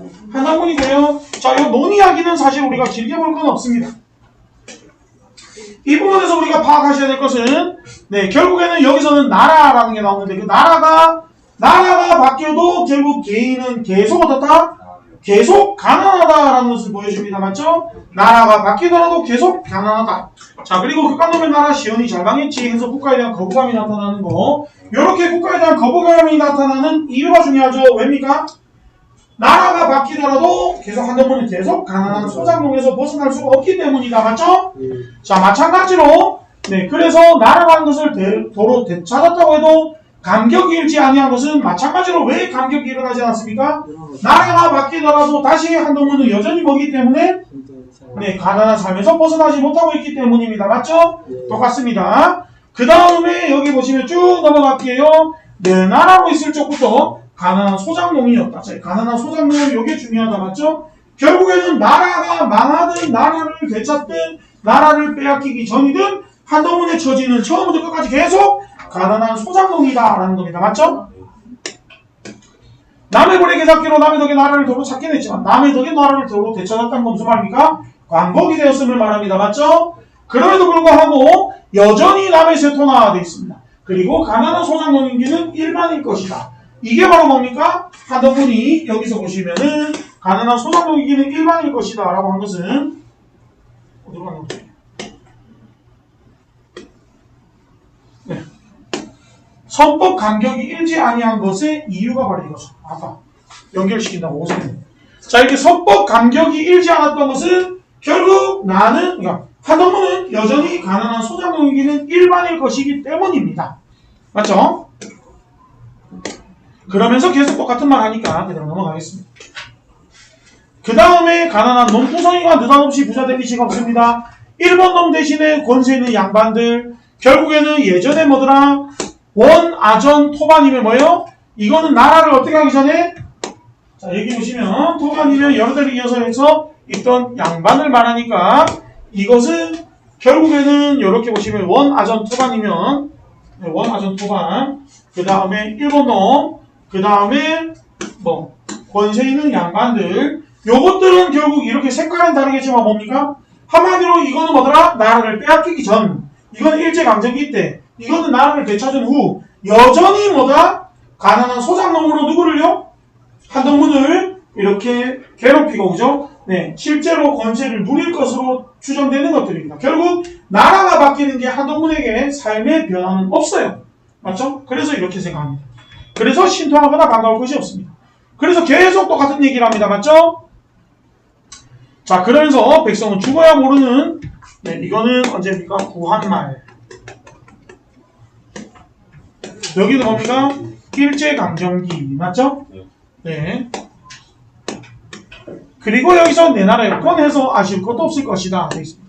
자, 그 다음에 여기서 그러면 한동훈은 지금 현재 어떻게 바뀌든지 간에 한동훈의 몰락이라고 해야 되나 가난의 이유는 두 가지가 나오는데 그것은 사회적 이유와 개인적 이유가 있는데요. 사회적 이유는 결국 나라는 뭐더라?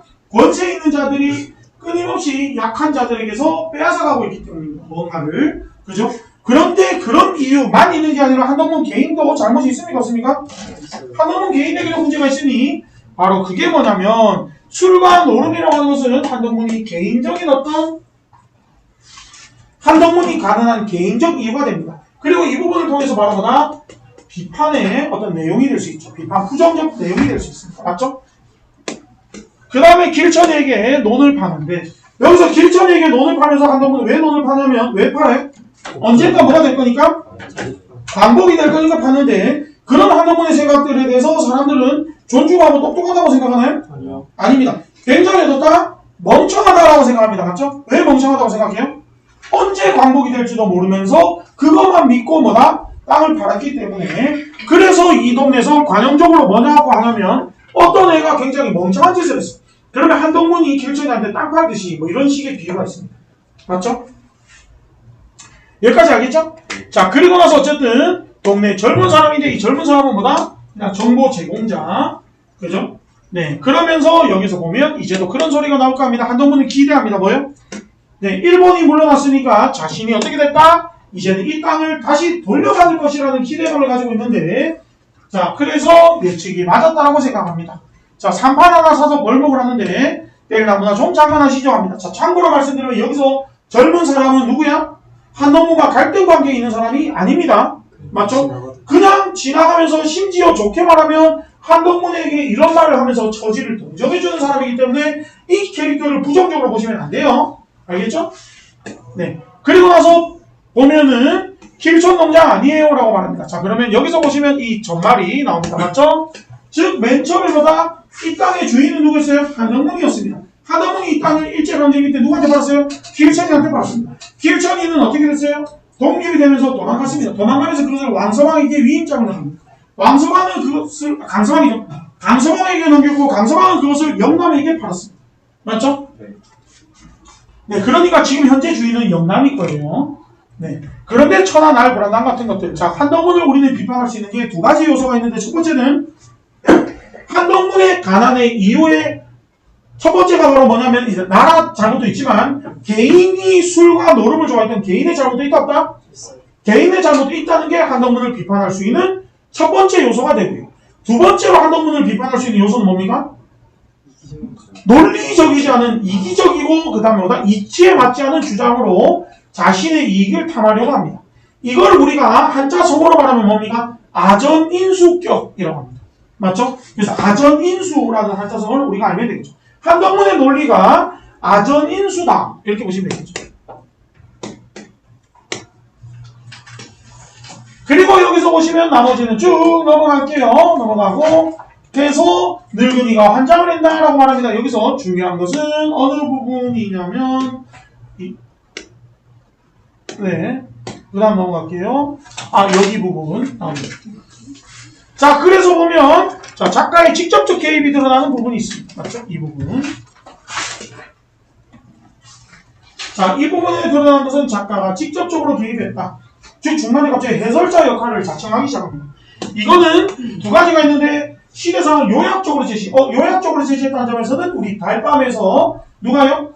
황수건이 망하는 장면이 있었죠? 네, 무슨 동사더라? 그거 망한 거 어쩌고 저쩌고 했던 거. 그 부분과 연결시킬 수 있고요. 사건의 개연성을 부여한다라는 거, 요거 중요합니다. 왜? 이 부분이 드러나는 이유는 바로 뭐다? 사건의 개연성이 부여됐다. 사건의 개연성이 부여됐다는 것은 바로 뭐냐면 한동훈과 여기 보면 영남이가 서로 이렇게 다투는데 그 원인을 여기서 알려주고 있는 것입니다. 무슨 말인지 알겠죠? 자, 글이 훨씬 지나서 다시는 이제 기대가 무겁음이 되는데 결국 뭡니까? 일본인들은 내놓고 된 것을 국가의 토지 정책에 대해서 비판합니다. 자, 그리고 조선나라인데 나라가 뭐가 되어 있습니다. 그리고 나서 나머지 보면 결국 그 땅은 영남이 여기서 제일 큰 손해는 엄밀히 영남이 아닌가? 한동훈이 일단 길천에 돈 받았잖아. 영남이 돈 주고 땅 뺏겼잖아. 그죠? 네. 그 상황이 영남이가 이제 땅을 소유하고 있는데 국가에서 그걸 이제 걷어가는 거예요. 그러니까 네가 길천이 강서방이라는 대리인을 통해서 길천한테 산 땅은 무효야. 이러면서 내 거야. 이런 거. 그래서 영남이는 그러면 그거를 다시 돈을 강서방한테 돌려받든지 아니면 길천에 돌려받아야 돼. 근데 그건 불가능하잖아, 현실적으로. 네, 그러니까 한번 네가 일본인한테 산 그거는 무효야 라고 하면서 정부 가져가는 거야. 네, 어쨌든 그리고 나서 그 다음에는 여기서 아전인수 이거 중요하다 맞죠? 이 부분이 중요합니다. 다시 알아두세요. 알겠죠? 네. 그리고 나서 보면은 마지막에 냉소적 태도가 드러났다. 그러면 여기서 국가의 토지 정책이 잘못된 가장 큰 이유가 뭐죠? 일제 강점기 때 돈을 쌓아놨던 친일파들이 다시 그렇죠. 여기서 그 나라가 다시 이 땅을 싹 몰수해가지고 살살하면서 이제 경매로 대파입니다. 쉽게 말해서 아니면 그냥 가격을 정찰제로 해서 대파는 어쨌든 대파입니다. 이렇게 대파했을 때 어떤 문제가 생기냐면 이 땅을 살 수 있는 사람은 극히 제한되어 있습니다. 왜? 돈이 있어야 땅을 살 수 있죠. 그러면 결국 일제강점기 때 친일파들은 어차피 재산이 축적되어 있는데 그거를 가지고 다시 땅을 팔면 가난한 사람들이나 일반 백성들은 어차피 돈 없어서 그 땅을 못 사고 친일파들은 그 땅을 다시 살 수 있겠죠. 물론 재산이 좀 줄긴 하겠지만 하지만 재산이 줄어도 괜찮죠. 왜? 그 땅을 통해서 또 소상공을 들이고 하면 다시 막대한 부를 얻을 수 있죠. 이런 점에서 국가의 토지 정책이 잘못되었다는 겁니다. 여기까지 알겠죠? 그러면 이제 교과서는 끝인가요? 그럼 요거 끝?